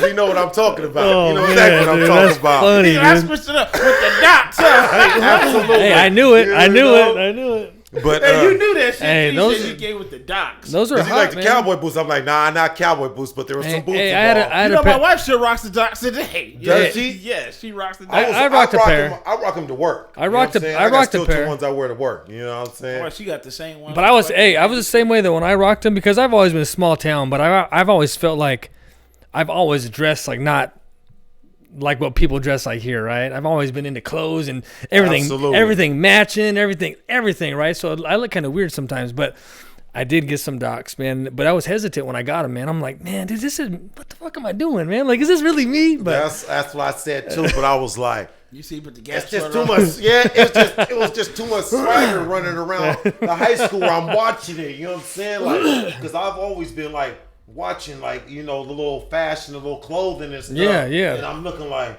oh, okay. You know what I'm saying? Like, That's that. You That's that. know. That's that. You're like- young and you're like, yeah, and you're like, that looks all right, you but I can put adapted, my man. Yeah. You adapted. because like the closest thing when I was a kid from being prep clothing and prep type stuff was Eddie Bauer. Okay. In California, like it was Eddie Bauer. Like that was the prep clothing. Like you would see people wearing was Eddie Bauer. You know what I'm saying? That were from what I remember, and some Gap things here and there. That's what I remember being the prep stuff. You know what I'm saying? So like I said, I'm watching. And I'm like, okay, maybe I might try this.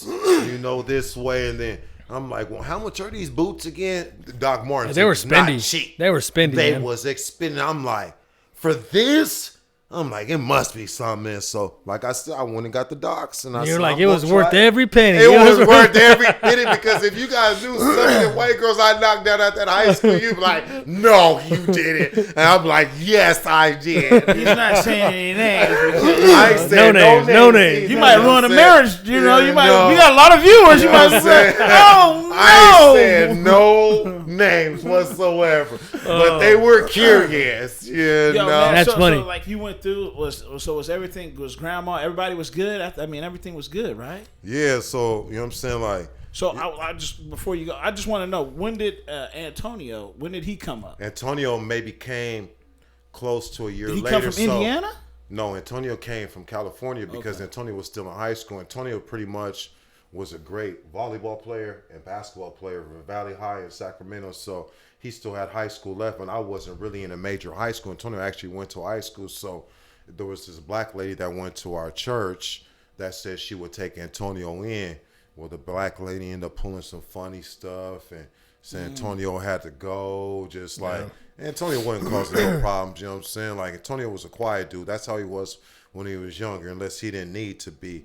So he ended up calling up to Washington, like, telling me what's going on. Of course, my grandma and my pop sent him a ticket because by then I was already pretty much like even though I lived at my grandmother's house, my dad had his own little apartment, but my grandmother had a It was a 4-bedroom house down in Cascade Valley. So there was like an extra 2-3 rooms. Right. So he would come down there all the time, maybe pass out, chill with me or whatever, and then go home to his house, maybe the next door, stay a couple days. Right. So it's like, yeah, your brother's coming, and then Antonio ended up coming like a year or two later after that. But Antonio had seen and met my dad before that, you know what I'm saying? Had seen and met my dad before that, and my dad had asked him a bunch of questions about it. He was like, yeah, Giovanni, he always in trouble. He be shooting at people and a bunch of crazy stuff. I'm like, damn, bro. Your brother ratted you out like that? Yeah, to my grandpa too, and my grandma, because they took him shooting. You know, my grandpa took him shooting. You know what I'm saying? Because he had never. My brother not just real good. Yeah. he hit that orange. He hit it right in the dot all the time. Yes. So you know what I'm saying? He was like, I'm looking at him when he finally get up there, because my dad ended up telling me, he's like, yeah, your brother told me a bunch of stuff about you, whatever, and my grandma ended up telling me what he said, but that's when he ended up start coming later after that. But like, especially with my brother, you know what I'm saying? Like, my brother seen me go through a bunch of stuff where he knew he didn't want no part of that life. Right. Like, And there was a few times like where, you know what I'm saying, I'm living in the streets, been wearing the same clothes for a few days, and like where my mom moved away from the neighborhood and I'm still in the neighborhood, but you get in California, most kids have bus passes because you got to catch the regional transit everywhere. I did you know that. What I'm saying? I had to do that. The transit authority everywhere. Yeah. So my brother would give me his bus pass, so I was able to travel places, because I really didn't have a bunch of money like that, because I was in the streets trying to steal stuff or rob people or sell drugs here and there, where he would give me his bus pass, or like I would throw rocks at his window and he would drop me some food out the window and things like that. Antonio never really been in no trouble. He was never ever no followers into my trouble. You know what I'm saying? If he was with me when I did some bad shit, he really stayed away, because like, which was glad, and I'm glad he did. Antonio's one of those cats. Yeah. If you know Antonio, he's gonna look and be like, I know. He just seeing it. He knows if that's fucked up. Nah, I'm out. Yeah. You know, even being in the club, the dumbest thing Antonio did, which is Antonio Walker, which is his younger brother, is say some shit to Marshawn Lynch exactly in the club, because Marshawn Lynch didn't give him no love. No, he said that's what he told me. He was like, he said, man, bro, you know I'm tough, and then he is. You know what I'm saying? He's 6'8", and he been fighting with me, fighting with other people. Like, I know he's tough. He didn't get me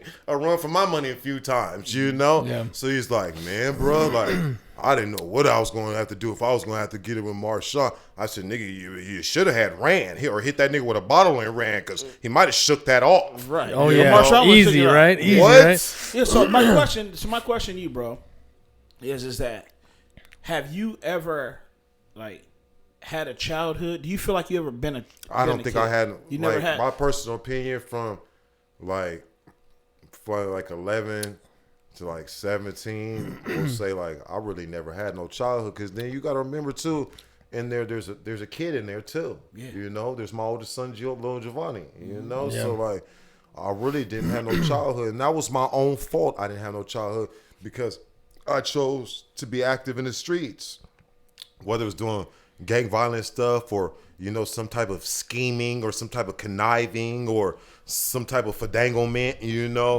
of getting things from people. So so you, like, basically, like, you left the hood, you came here, but was the hood was still in you? It was still in me. It was 1,000% still in me. I dragged it with me instead of, you know, dropping anchor, you know, somewhere in California. Here goes Derek. Hey, that's right. That's what I wanted to get into. In California, and cutting it loose. Yeah, cutting it loose. I'm going to Seattle Supersonics. Leave that down here.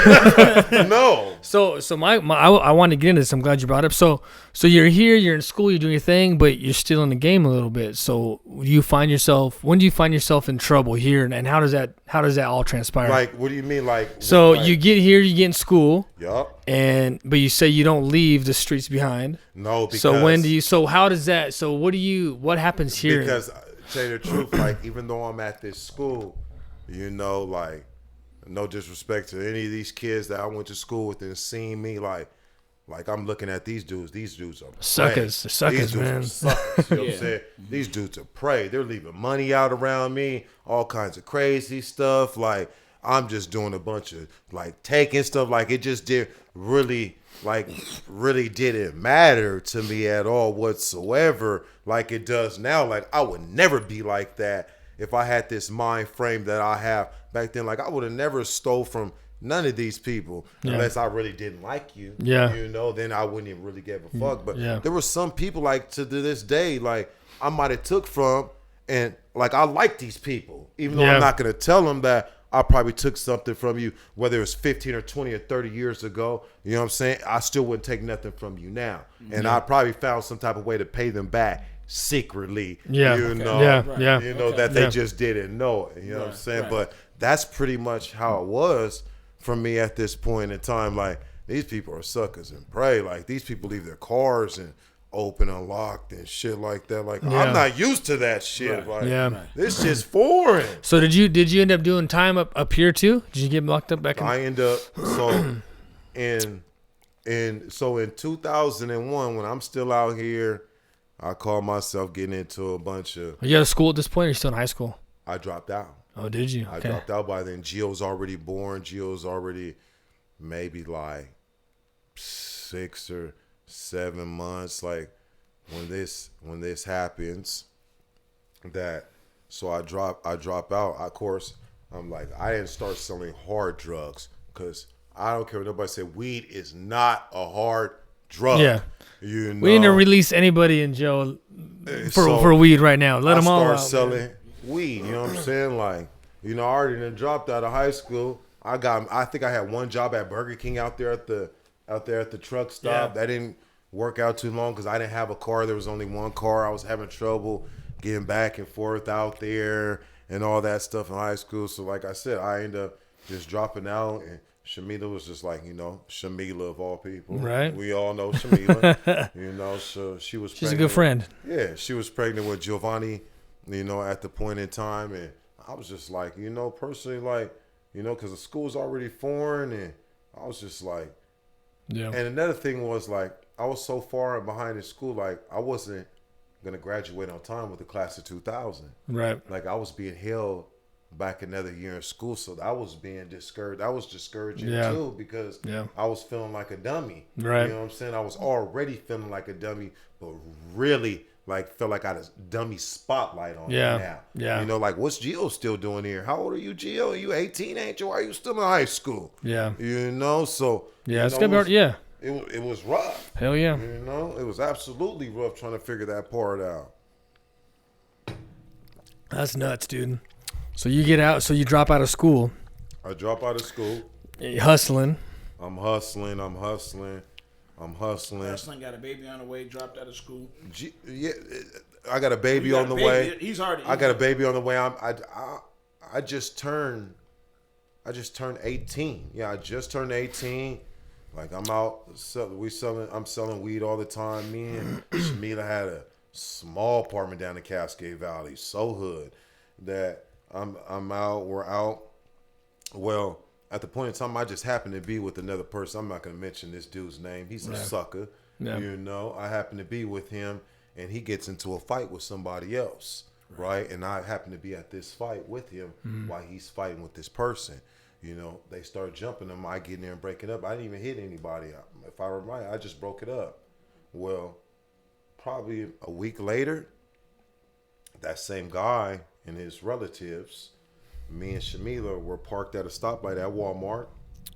This guy, he's in front of me. Him and his relatives or whatever get out the car. They start bashing my car up with me in the car. They break the window, break my hand, smash at the window. I end up getting out of there. So me being a goddamn fucking fool, because this happens in Walmart, you know, that line right there, Walmart, the turnpike, Payless and all that happens right there. Of course, somebody gonna call the police. Well, police already know about it. I call myself retaliating, you know? Yeah. Going into a gas station. That's the one time my brother did follow me. You know, because he knew what they had did to me. So he was like, he didn't care. He followed me. That's the only time he followed me on some bad stuff. And I really, to this day, later on, if I would have known, I would have never let him follow me, you know. But that's the one time he did follow me. and we met the guys. We seen the guys at the gas station, and I just got out of the gas. I just got out with a baseball bat and just went to work on them. You know what I'm saying? Like the guys ran into the store. My brother just happened to be the first one to the door, you know, and he pulled the door open. And one of the it was three of them. One took off. The other two ran into the store. That my brother, he's fighting the biggest one. And the other dude, he runs to go help him, sees me finally come through the door, and I just start wearing people out with a baseball bat. Jeez. You know, like it was nothing, to be honest, and it was all on camera and everything. You know, if you wanted fact check it, whatever. So, you know, we get out of there, we get in the car. I'm thinking we're getting ready to get away. We're gonna get away, you know. We just did all this at the gas station across from Papa's. Right. We're gonna get away, you know. Then all of a sudden I'm hearing freeze. He said freeze. I'm like, where's that what? coming What? from? Like, I'm hearing this dude is serious. Fucking freeze, off-duty police officer, freeze. It was off-duty afraid of police officer that just happened to be gassing up at the gas station while he is watching people hit people with baseball bats and do a bunch of crazy stuff. And he told me too later on, he was like, it took me so long because I was trying to get my gun. You know what I'm saying? Yeah, dude. He said that's what took him long because he had like a little, I want to say it was like Chevy S10 truck and all his stuff was in the little cab thing. He told me, he was like, that's what took me so long. So, He was like, oh shit. I end up not going to jail. They end up mistaking my brother for me, taking my brother to jail, letting me go, right? Oh yeah, all you black guys look the same. Letting me go, right? So I said, all right, I got away. I'm about to get on to the house, you know. I didn't even make it to the house. Them sheriff department, most like already down there. They had just finally seen the videotape. It's like, oh, that's Gio. You know what I'm saying? as soon as I got to the house, they was already waiting for my black ass. You know what I'm saying? Got there, took me straight to jail. Damn. I wasn't even in Moses Lake that long. I went right on into. I had just turned 18, so I went straight to county jail. No ifs, ands, buts about it. That was March when that happened. I want to say that was like March 6 or 7 when that incident happened, and Gio was born like 5 or 6 days later. Wow. You know, because his mom was in the car with me while he could have been birthed right then and there. All that stress and trauma and shit. You know, so I went to jail right then and there for assault and a bunch of other stuff and man, you rioting. been through some shit, bro. You been through some shit, man. Yes, sir, man. Shit that I put myself through. Yeah. But well, she's saying it. But you know, I think it's important. You acknowledge that shit too, right? That's the best fucking part about Yeah. everything you said. You could have said, "Oh man, oh no," but you just said the shit that I put myself. So was that the last time? No, that was the last Well, time. Hey, No. there's That's where pretty much it started. There's a rumor that I heard, but the rumor's true. Talk to me. I've seen it. You wrote it down that you was locked up and your ass started a riot. Did you start the riot? Yeah, I started a riot in county jail. Unfortunately, what happened was I was getting sentenced to prison for 5 years. So I was in Grant County. Well, this was for a different incident? This is for a different incident. Whoa, this was for drugs. This is when INET raided me. I got called by INET. So I'm in the county fighting my case for like a year, 2 years, and I finally take a deal for 5 years. You took the deal for 5 years. I took the deal. At First, it was like 15 or 18 years. But I went and hired Antonio, and whenever I had money stashed, we hired a lawyer. Well, he got the plea from 18 years down to 5 years. And he's like, well, I think I get this 5 years, get you off. I'm like, well, you got me down from 18 to 5. Why am I not going to put my faith in your hands? Yeah.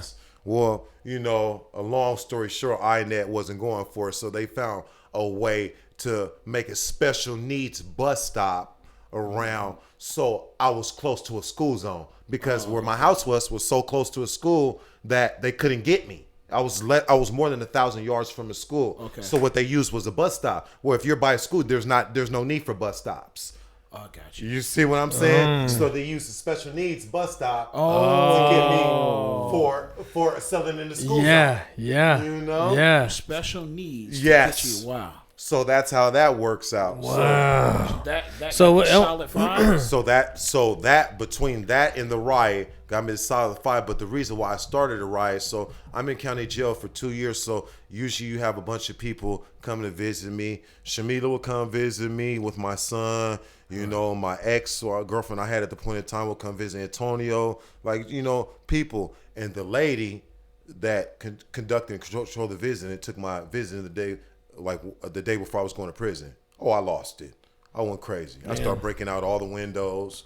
They started shooting me with shit, and then other people got involved with it because I was pretty much been in that jail so long. I was in there shot calling like this was. I thought it was my jail, and it ain't my jail. It's Grant County's. Yeah. You know. Yeah. I'm telling myself this is my jail. You know. You guys can't do this to me. You know. So I started a riot. You know, the first one in Grant County history. You know, and I wish I never done it because that shit cost me like $20,000. Damn. I broke out all the windows in the jail, and them windows ain't cheap. You know. $20,000. You have to pay them shits. And windows. Yeah. That's the riot. That's just in windows. Man. You know, so I ended up starting a riot in county jail, which, you know, I was a fool because if I could come back and remember right, I might have been the reason why she took my visit. And I just felt like at the point in time it was too harsh. You know, you could throw me in the hole or do something else to me, but take my visit and before I'm getting ready to go to prison for 5 years, I thought it was harsh. You know, but she had all rights to do it, the lady that did it, because I was probably acting up at the point in time, you know. Damn. Did you do 5? Yeah, I did 5 years. I did 2 years in county. I did 2 years in county, 3 years in prison, but 2 years in prison on regular main line, and then 1 year straight in the hall. 1 year straight in the hall. At Shelton. 1 year straight. So man, I mean, like, so when you were in jail, prison time, were you thinking about the outside, or were you just thinking about just getting the time done? You know what's so crazy? When you're at that young age like that, you know what I'm saying? Like, you know, like you're the mentality is like, why nobody coming to visit me, or why nobody doing this for me, or why nobody doing that, you know, but you're not really looking at the aspect of like, you put yourself here. Yeah. You put yourself in this predicament, you know, and you have to own up to this responsibility. Like, I wasn't looking at that. Like, I'm like, man, why these motherfuckers leaving me hanging? Or why my baby mama ain't with me right now? Or why is this? Or why is that? But like, I put myself in this spot, in this predicament. So you had a lot of anger when you was locked up. I had a lot of anger at a young age as locked up, like, you know, because I just had this chip on my shoulder, like, why are these people not looking out for me? You're supposed to be looking out. I'm Gio, like, you're supposed to be looking out for me. You know what I'm saying? But like, did you take that out on people?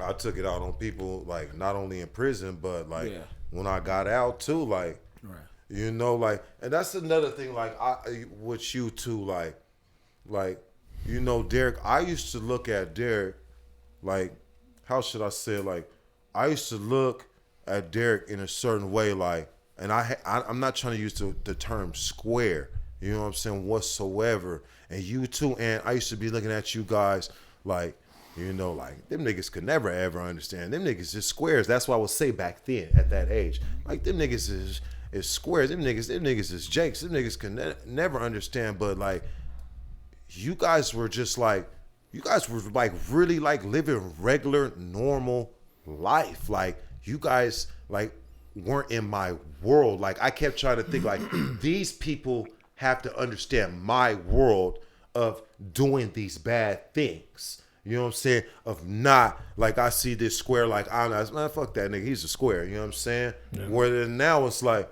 you guys are respectable men. You know what I'm saying? You guys were respectable men back then, like, working on things back then. But to me personally, you know, because of this mind frame, that I'm like, these niggas is suckers and squares. Yeah. But you guys ain't nothing like that whatsoever. But this ghetto mentality and this urban mentality and this environment that I'm putting myself up to got me thinking this about you two fellas. And both of you two is great men. You know, absolutely. Yeah. Well, I think one of the things is too, man, is like, it's cool, man.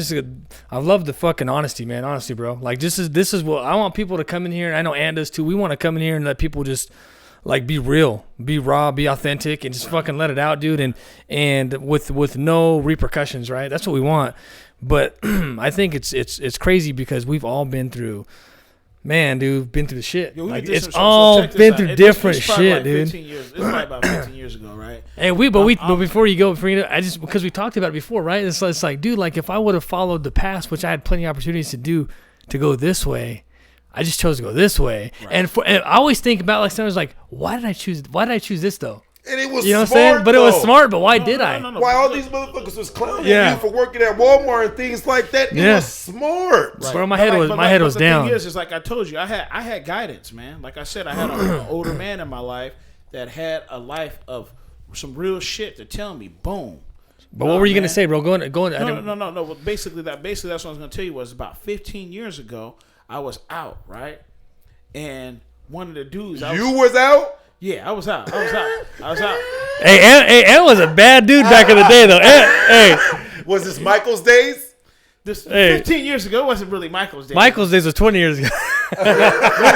so I'm out. I'm kicking it, right? And the dude saw me, and he was like, "Oh man, so it must be squares night, huh?" And I was like, "What?" He's like, "Man," he called me a square, and I was like, "I'm a square?" Like. Hey, Anthony was a bad mother. Shut your mouth, dude. He ran up on me in that gym at Job Corps. Right. You know what I'm saying? No. But I was like, but then I was just like around everybody. I was like, oh man, it was good. But then as I was walking to my car, I realized he was disrespecting me.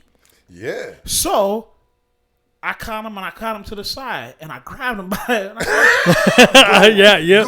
I said, man, don't you ever disrespect me like that again, man. You could just say, hey, man, Anthony's a nice guy, but don't you disrespect. I'll beat your motherfucking ass. And he says, man, Ant, I was just messing around. But then as I went to my car, I said, why did I do that? Yeah. But the whole thing was, what it was is that I'm out. Call me a square, call me what you want. But I ain't no bitch, No, far from that. Yeah. No, but the thing is, that's the thing is that I think that just because you're a nice guy, but the thing is that you right now, you can explain. You're a hog, man. You've been through all the dirt, the grime, and all that, and your knowledge of the knowledge that you got, you can embrace these young kids and older people with the knowledge that you got because you've been through some shit, man. That's why you're on the show, and with everything, the story that you told, you embraced a lot of people. There's some people out here that are gonna listen to what you said, and it's gonna help them. That's all the stuff that you said, man. So all I'm saying, man, is in the long run, with all these, just everybody in the long run, everything that you said, man, is gonna help some motherfuckers sleep at night because a lot of people don't know where they're going. Yeah, and all I had to really say the truth, like all I had to do was sit down and tap in with you two, like, because you wouldn't have shooing me away or nothing that. You'd be like, yeah, I'm out here at Takata because my cousin Jamie even worked there before. Jamie right there.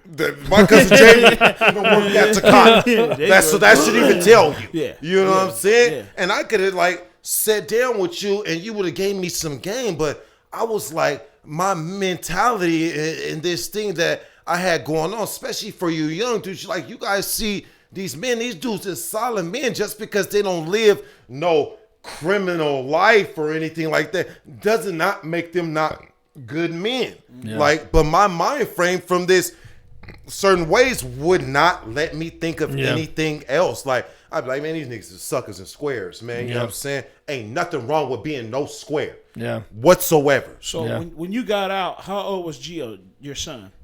So when was that the last time? Was that it? You got out from the 5 years? Was that? So when I got out from the 5 years, Gio was 11 or 12. He was like 11 or 12. 11. I think 11. Yeah, he was 11. I'll never forget. He's standing there with red and white forces on, white pants, skinny jeans. This is skinny jean era. Yeah, you was wearing skinny jeans. Don't even try to say you weren't. He's out there smuggling grapes and shit, man. When his pants came off, his socks came off. Yes, he's sitting there. I'll never forget. He's sitting there with the red and white forces, with the white skinny jeans, with a white shirt and a red and white little beanie hat that goes over the ears. And like, he hadn't seen me in a long time. Like, you see, he seen me maybe like once or twice when I did my 5 years in prison. You know what I'm saying? Because my second my second son's mom brought him one time. We figured a way to like get him on my visiting list, and she could be his guardian to come and bring me. But like I only seen him like 2 times, so when I seen him, like that was always my first thing when I came home from jail or prison, was to see my kid first, pick my kid up, hug him, just anything like. So when I see him, I'm just standing there. He's just. He's already a pretty big guy already at 11. Yeah. He's just like sitting there with these tight ass jeans on. And Pops is gangster, so I'm seeing all these tight ass jeans. No, and I'm like, no. Where's Easy? No, please, no, not my baby with tight jeans. No, please. But like I said, I just, like I seen him and like I just hugged him and embraced him, and his mom was there. I just chopped it up and talked with him a little bit, and like I pretty much never not had him with me ever since that. Man, day. I'm trying to tell you, I knew Gio, whatnot doing that, but I'm telling you, man, I seen it when you came into his life, man. Like you were his dad, but because his mom was letting him run amok. But you could see a young man like whatever you was doing, you seen it too, right? Everybody seen like this dude. He's a different type of dude, man. That's being a man, Whatever you put into him, you was like, this is what you got to do. And he's always been very respectful, bro. Very respectful. Very respectful, man. Very respectful. So the whole deal is whatever you put into him, whatever the way you was, all the shit you went through, and you told him like, whatever you taught him or told him or showed him, you could see it.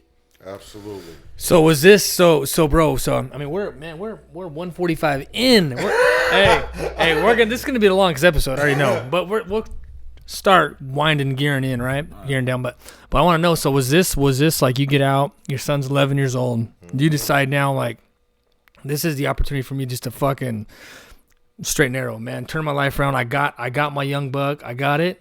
Nope. Still more. There's more. Like I get out, I'm fresh out, like I'm broke. You know what I'm saying? Like we ain't gonna say, certain people's names, but like, a certain person, that involved himself in a lot of drug activity happened to be, a great friend of mine. Where it's just like, I got out and I wasn't thinking about no job because I really never had one before that besides Burger King. So, he's like, I'm gonna put you on. This, what he was talking about, is not foreign to me. Yeah. I know this, what he's talking about. Like, I've done this is what he's talking about before this. Yeah. You know more about what he's talking about, but he's going to put you on. So go ahead and put me on. Go ahead and put me on. So, like, I immediately go to start dibbling and dabbling and selling drugs again. You know what I'm saying? Like, because that's all I know. Yeah. That's all I know. You know what I'm saying? So, I go to dibbling and dabbling and selling drugs again, and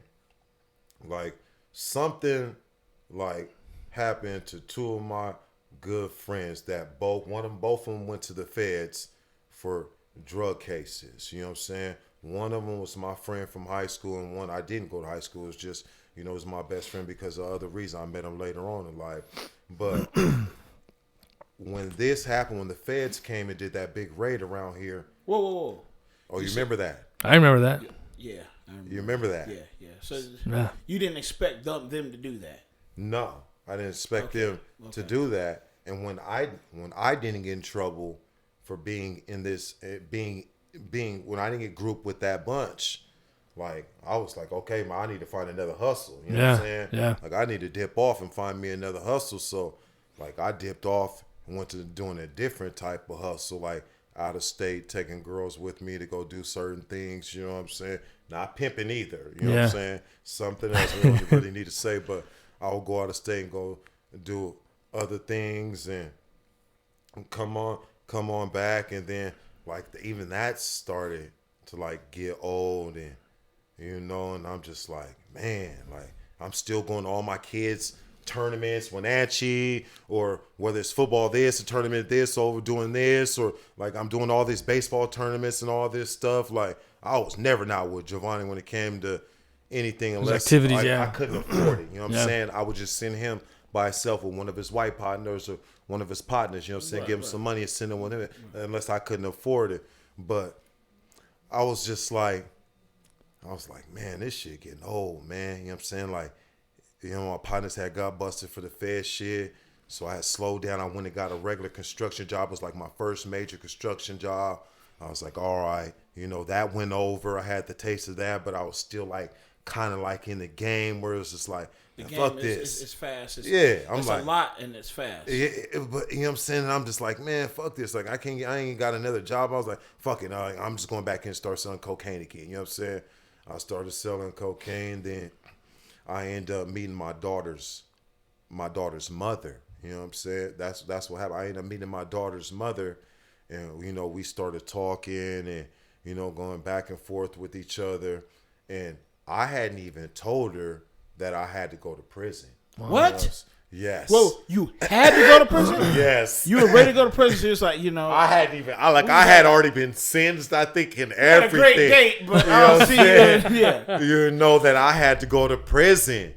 And like pretty much everybody was going through their little court shit, and you know, I was finding little jobs here and there and my little hustles here and there. And you know, I had pretty much had hustled and saved up enough money from selling drugs and my other little side hustle where I could kind of cool for a minute, you know. And I still had to figure out, like, how am I going to tell this woman that I like and love that, you know what I'm saying, I got to go to prison, you know. So I was like, I just set her down. I ain't never done no shit like this. I ain't never done no shit like this. So you like set her down, huh? I had to like sit down like with her, and she's like, "What's wrong?" And I was like, "Man, I gotta go back to prison." And she's like, "What?" And I'm like, "Yeah, I gotta go back to prison for 2 or 3 years." And it was just weird. She was just quiet for like not even 30 seconds or nothing. Like for like 4 or 5 minutes, she was quiet. So it was like real deep. So She's trying to process all this she shit. was processing and I was like, I'm gonna leave. You know what I'm saying? We were at an apartment. I was like, I'm gonna leave. And then she was like, why are you leaving? And I was like, man, you got a lot to think about. She's like, I ain't gonna think about it. She's like, how much time are you getting? I told her I was like, maybe 2 or 3. She's like, I can wait. I was like, well, what if I'm getting it in? That's what she told me.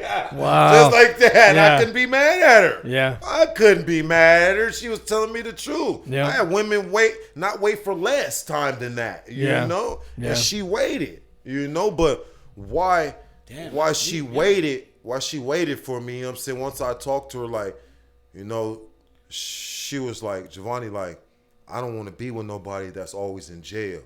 You know what I'm saying? Like, I don't want to keep going through this with somebody that's always in jail all the time.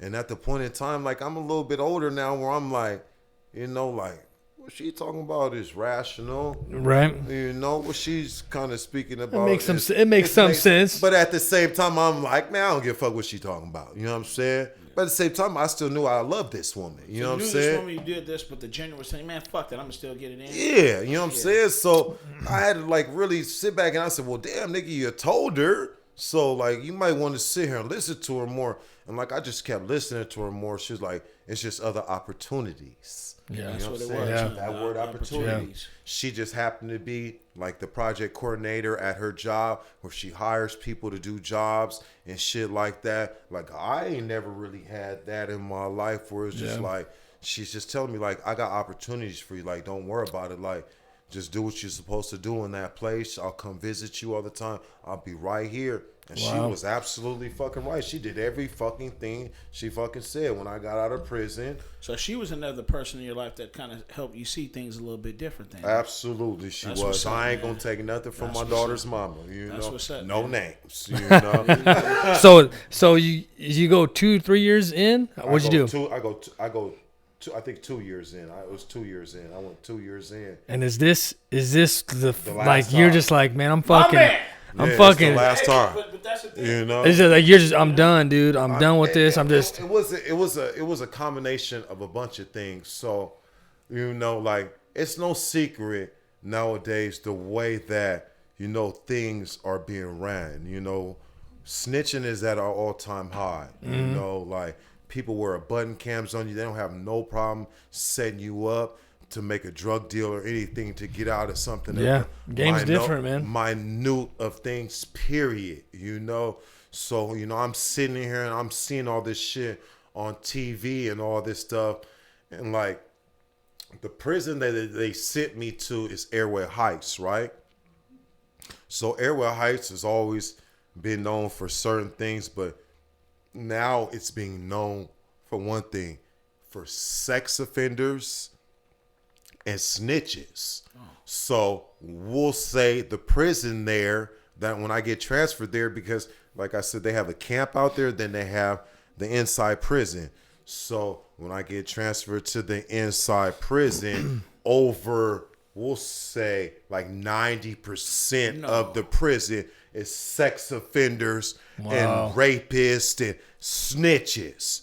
So I'm going into a prison now where I have to, I might have a fucking rapist or child molester as my fucking cellmate, because there's not a lot of gangsterism going on at this prison that I'm at now while I'm 30 something years old. Yeah. And like, it broke me mentally. Like I'm sitting here thinking like, if they move somebody in my room that's a sex offender, child molester, I gotta fucking beat this fucking dude the fuck up. Yeah. And then worry about losing all this BS. That's BS already to begin with. Yeah. To get outside of this place and lose all that. I said, man, I'm done with this shit. And then, like I said, plus the woman that was coming to visit me all the time, in that place, was, feeding me opportunities where it was just like, man, I'm cool on jail and prison. You know what I'm saying? Like, I'm cool on this shit. And I got out of, she was right there when I got out. I was home for maybe at the most, maybe a week. She was like, I got you a job planting fields in the carrots, planting carrots in a field. Yeah. And I had never, ever done nothing like that. I'm the only black dude out there with my Mexican partners. With the Mexicans. I'm out there in the field planting carrots with the Mexicans. The only black dude out there. But I knew the alternative. If I didn't plant these carrots, the only alternative was prison. Yeah. And I was cool off of prison. And my kid is at an age now where he's almost in high school. He fucking needs you, man. Yeah, and I have another child. You know what I'm saying? Like, I want to be able to watch my son in high school, play sports in high school. You know what I'm saying? Like, and I can see, man. I can see. I'm trying to tell you, I can see the difference in your son, man, and it's good. Absolutely, like, so it was like all these things on, what do they call that little scale, like the little balance beam, triple beam, I would say. So like the triple beam was telling me like, nigga, prison ain't cool. You got to try this job shit, my nigga. Like, you got to try it. Like, you got to say you at least fully dedicated and tried it. Yeah. And like I said, I went out, worked in them fields for like 2 days planting them carrots. Felt like I had the back of a 90-year-old man. I ain't even gonna lie. But I toughed it out. Then my kid's mom was like, I got a better job for you. All the way in Odessa. Where's that at? Yeah.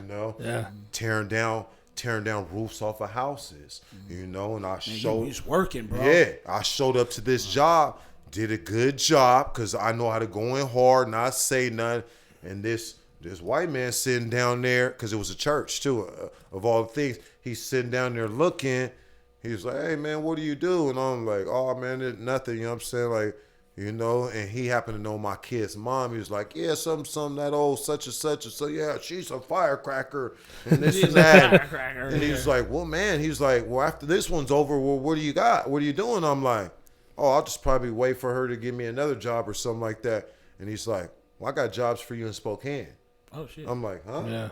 He's like, yeah, I got roofs. You can go over there and tear down the Spokane, a bunch of rental properties and all that. He's like, you probably have to find somewhere to stay. But I got a bunch of jobs over there for you too, and it turned into that. So I was released July 16th.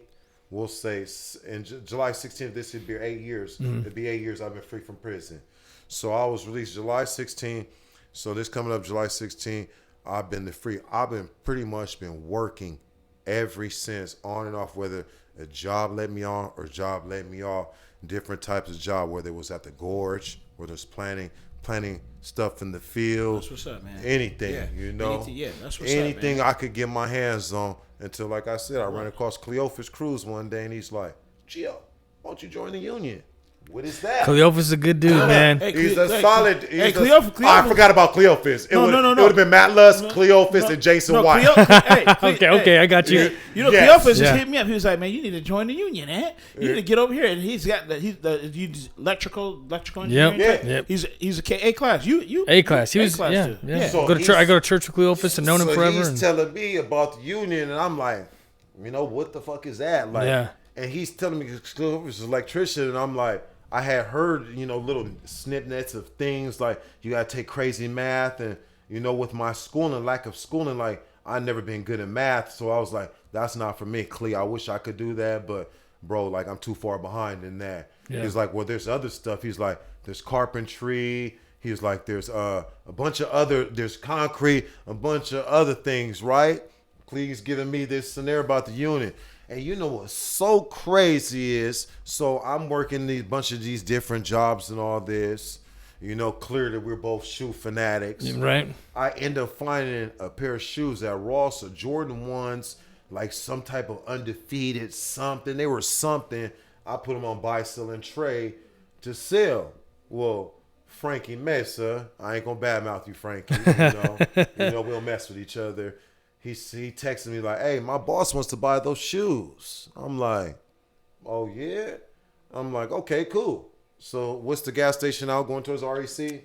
Wheeler was that only gas station? It's the only one there. I know what you're talking Wheeler about. gas station. Yeah, Wheeler. Okay, Yeah. Wheeler.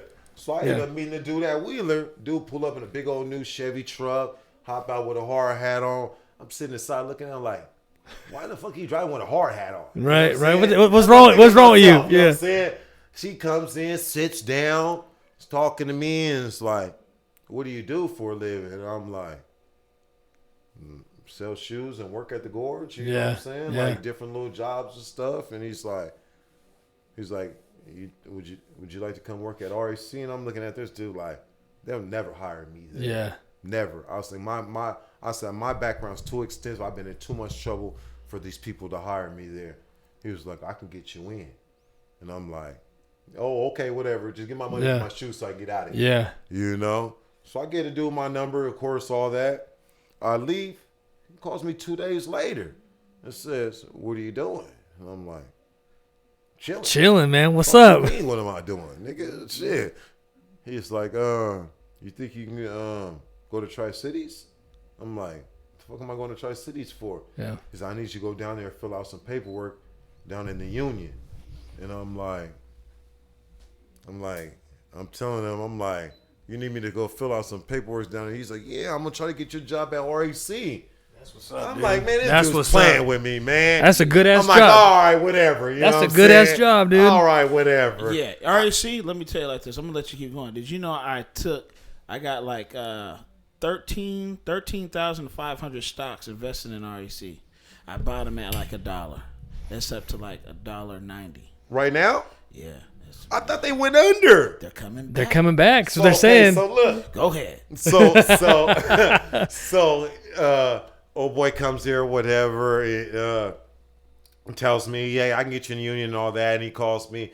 He's like, I need you to go to Tri-Cities, fill out some papers. I can get you in there. I'm like, yeah, whatever. You know what I'm saying? I still kind of brushed it off. And then he texts me and says, what's your social security number? Oh. Yeah. Niggas don't play by the social security number. Black folks don't play by the social security number. Understand? Black folks don't play by the social security number. We need that. I'm like, nigga, what the fuck you want my social security card for?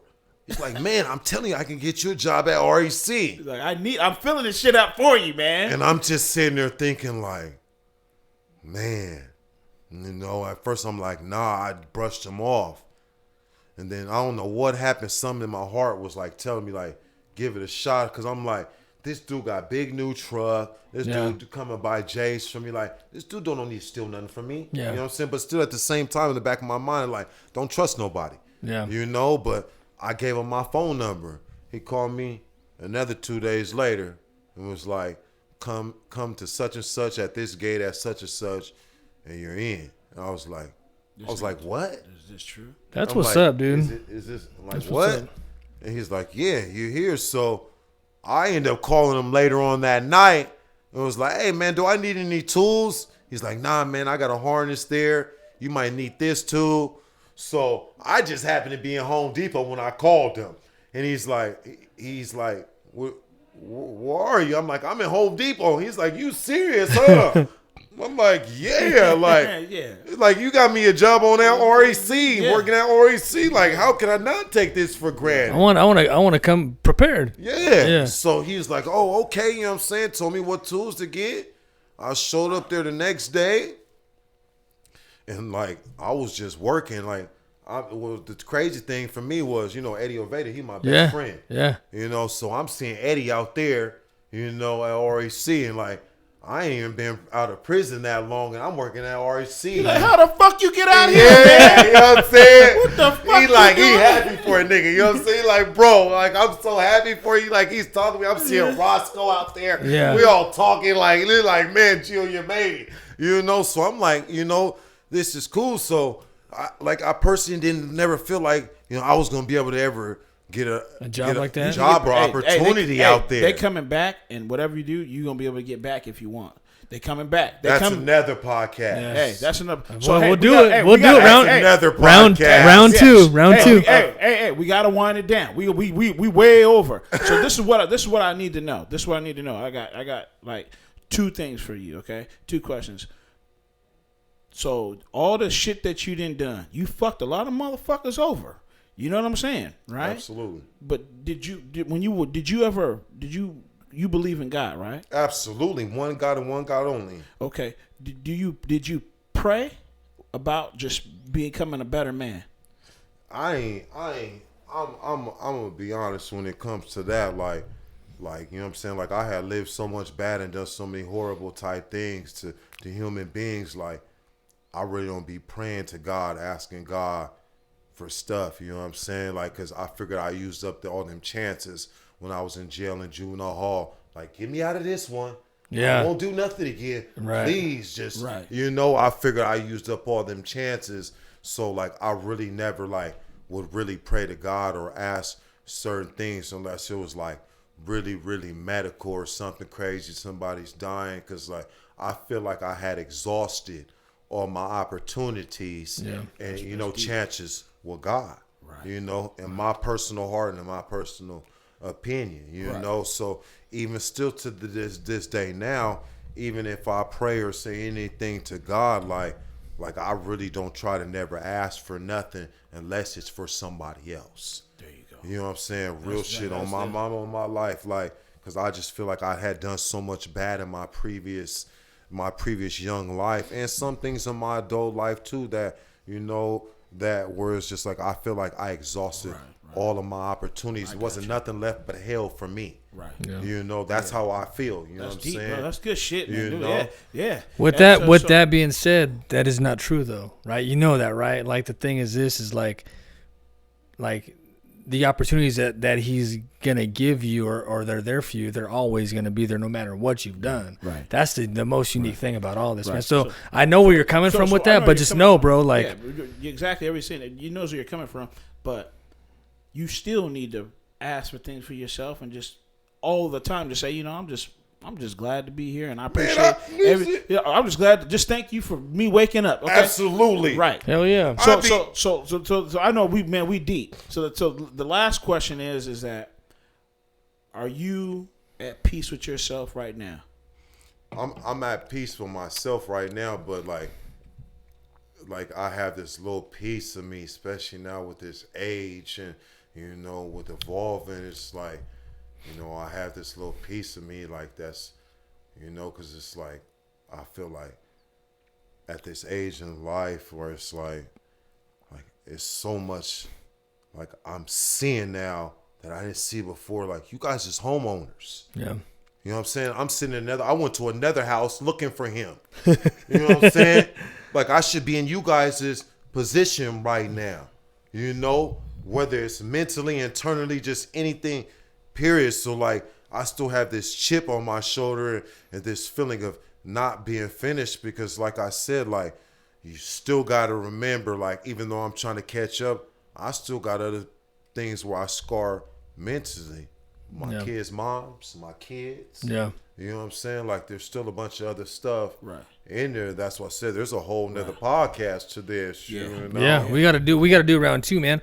And I think what's so cool, man, is like me personally, bro. Like, and I think part of what we do is fuels my excitement. But like, I'm 40. I'm excited, bro. Like for what 40 has to offer me. Like, I'm excited for my future, bro. Like, I feel like, honestly, dude, like I am just getting started. That's the way I feel, bro. On shit, I got bro. a lot of gay kids. I got to remember, y'all have any more kids? No, hey, we got 7. We got 7. Y'all have any more kids? No, we're but done. What he said, right? We got 7 kids. I got 1 granddaughter. Don't worry about that. What you the way that you felt about, oh, you need to catch up. You don't need to catch up. You just got to do what makes you feel good to basically move to that next level. Like me, right now, this year, 2020 changed my life, bro. I feel like this is the year I start living. You know what I'm saying? And noticing a lot more. Yeah. Yeah. Man, you gotta like fuck. You have lifetimes of fucking knowledge, right? So when I was even texting you, bro, and I'm saying, hey, bro, like write a book. Listen, bro. I am serious about these things, man, because what we gotta understand is what we all have, like you talked about earlier, what we have available to us with social media opportunities, bro. Like creating multiple streams of income. Yep. One is a book, bro, and you're fucking got it. You have lifetimes of fucking stories, your journey, and it's gonna impact somebody in a positive way. You know what I'm saying, bro? Like that's just one thing, but you can do so many, man. Like because all he shared with us was 3% of every life. we got through because I got an adopted son. I got we probably that lives with me. We probably got through we probably got through four chapters. Adopted son that lives with me right now. Damn. He said we only got through 4 chapters. We got through 4 chapters of year 20 or something. You know what I'm saying? Like really. What I'm saying is that never look at this dude saying, "Oh man, I'm behind," because you ain't behind, dude. But when you surpass me, don't say I'm past him. Just say, hey, I'm gonna just keep going. Absolutely. You know what I'm saying? Because that's how people tend to look at other people and say that's where they're at in life, and that's their failure, bro. Never look at another man and say, I think need to be on this level. I need to do this, man. It's inner peace, bro. It's good. Not so much. I know what you're saying, bro. Like you're. Like, I know exactly. Like, you know what I'm saying? Like I have this really special mindset now that I'm cool off of that. You know what I'm saying? Off of that, where it's like, I don't want to leave this world, leave my kids. My kids have to pay for me to be buried. Right. Like, I want to leave my kids some type of property where it's like, you know, when my mom passed away, she left me, my brother, and my sister like $20,000. You know what I'm saying? Yeah. And I splurged it like it was nothing because I was selling drugs and the concept of money was nothing for me at the point in time. But I don't want to pass away and my kids is worried about where am I going to bury my pops? Yeah. You know what I'm saying? Or how am I going to pay for it? Yeah, they won't care if I leave nothing to them. You know what I'm saying? They won't care about that. That's minuscule. But like me personally, like the way this world is, the way it's ticking, the way they're not doing us, the way they're not giving minorities opportunities, they're limiting stuff and just doing it blatantly. I don't want my kids to worry about that, bro. Yeah. At all. Yeah. You know what I'm saying? Like, I don't want them to worry about that. Like, I don't want Gio. I don't want Gabriel. I don't want my son Jalen. I don't want my daughter Belize. I don't want them to worry about that. If anything, I want all 4 of them to team up. Like, we about to whoop these motherfuckers' ass. Yeah. You know? Yeah. I don't want to have to worry about that. That's the mindset, bro. Yeah, and that's what it is for me now. You know what I'm saying? That's why I try to, you know, like, it's always work. But I still make sure I'm tapped in with my kids. And this and that. Like I said, I got a 14-year-old son. And with me, I wasn't staying home and cooking meals and shit like that. Like, I had to learn how to cook and a bunch of shit. Like, he literally lives with me. Yeah. You know what I'm saying? Yeah, that's deep, bro. That's a whole different. That you just like, this is what you do, right? It's grown-upism. Right. I'm at my grown-upism. Right, yeah. So we was like, me and Derek, we've always had these conversations about like, when we raise your first, it's like sports, we got to get them here, we got to do this. But then after that, it's kind of like, you know what? It's about the financial freedom mindset that you want to establish that a lot of white people that installing their kids, it's like, you know, already have it. They already have it. It's kind of like, hey, you're going to learn the family business. You're going to learn this deal. Oh, sports is good, but this is going to basically be something to put you on a platform and financial freedom and assets. Absolutely. You have assets let your money make money. You'll be okay. And these are the things with my first one, I said, you sports and you get education. But my other kids, it's like, hey, you know what? What type of assets do you want to do? You know? So what I need to do, I need to give my kids, $4,000 or $5,000 and invest it and see how much money you can make. Or this is what you're going to do with this money. Now it's your money. If you blow it, you blow it. But so get them in the business mindset. And me and Derek, we talked about these different types of things because the system's broke. We had Eddie Martinez on the show, and Eddie Martinez, the podcast, he broke it down to where it's kind of like we look at like the school system as this, but that's not the way it is, man. No. The school system is based around what the world is out there that's doing. They don't teach you in the school system. They teach us to be worker bees, you know what I'm saying? Yep. Instead of entrepreneurs, Yep.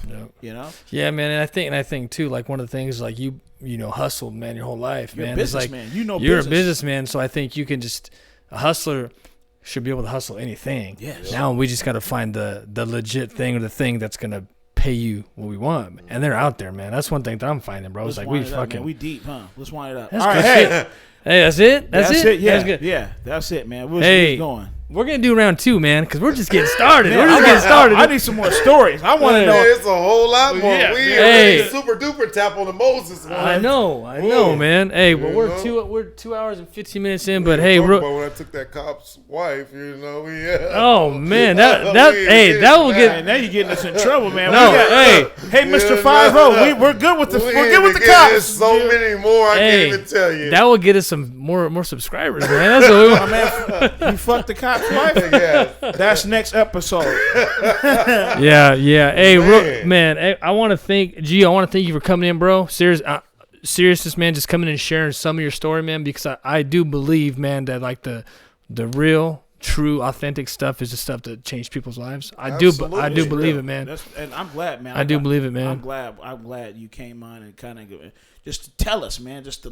We only got a sample, and I like listening to audiobooks, so I'll just listen to movies. That's what I'm saying. Do a book, bro, because it was good shit, man. Yeah. No, for real, man. So I appreciate you, bro, for coming on. I hope you guys appreciate it, man. This is going to be our first episode of 2021, so I hope you guys like it. Stay tuned. A lot more guests lined up coming in the near future, man. But Gio, seriously, bro, thank you, man. I appreciate you, bro. Man. Let's do this again, man. Having me.